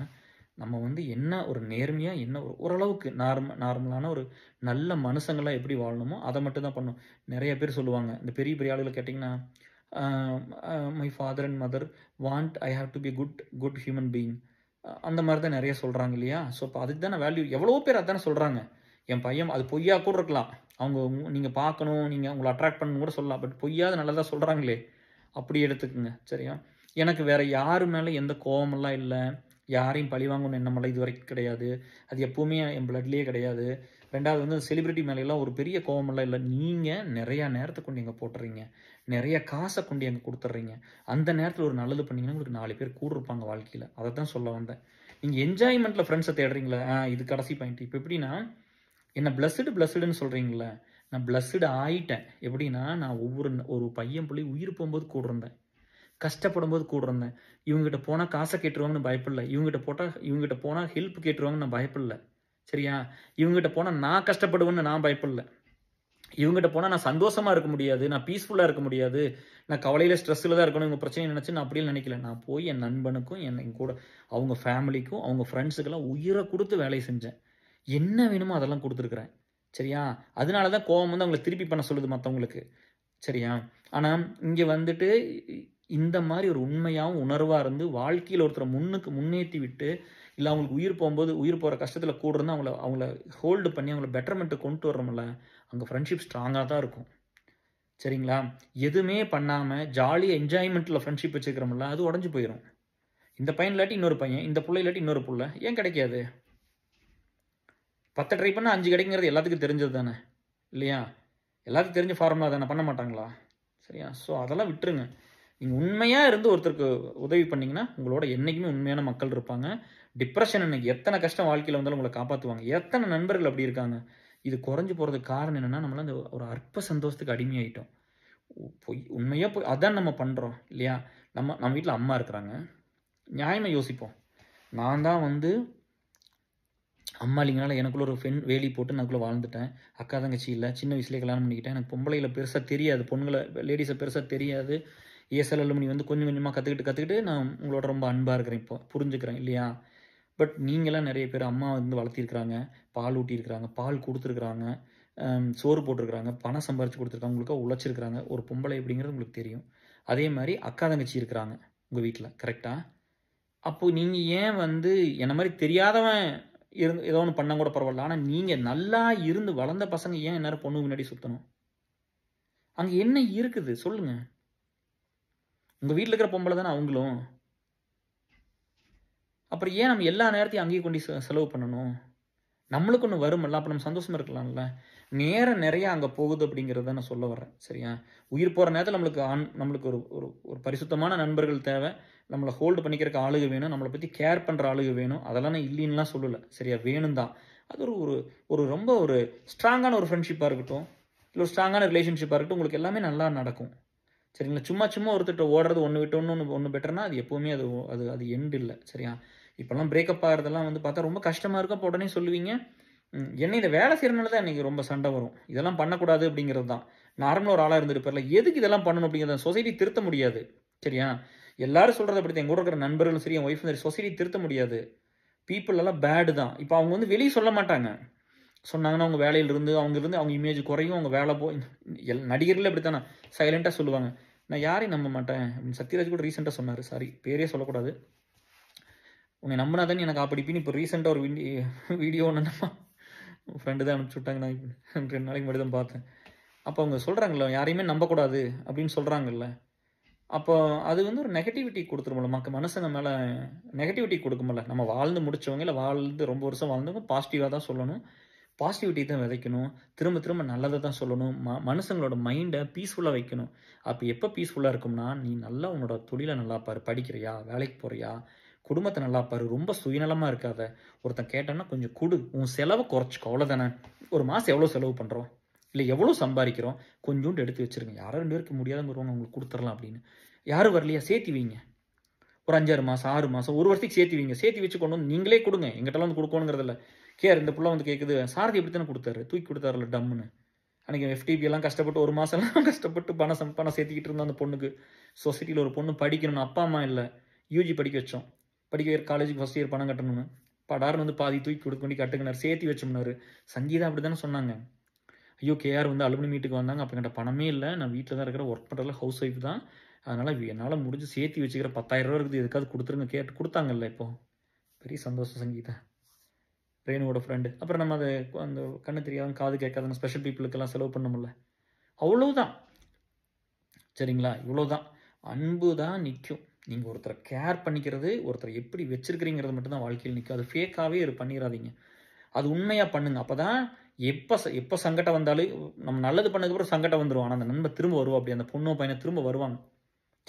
இருக்கிற வரைக்கும் எனக்கு நல்லா தான்ப்பா பண்ணார், எனக்கு ஒரு மிஸ் அண்டர்ஸ்டாண்டிங் வந்துருச்சு, எனக்கு ஒரு புரிஞ்சுக்க முடியல, நான் கொஞ்சம் சண்டை போட்டு, இல்லை அவரு கொஞ்சம் சண்டை போட்டார், எங்களை ஹர்ட் பண்ணிட்டாங்க, ஆனால் இருக்கும்போதெல்லாம் எனக்கு ரொம்ப நல்லா தான் இருந்தாங்க ஏதோ அப்படின்னு வந்துருங்க. அப்புறம் மனுஷங்க ஒரு சிலர் ஹேண்டில் பண்ண தெரியாது திங்ஸ் எல்லாம்.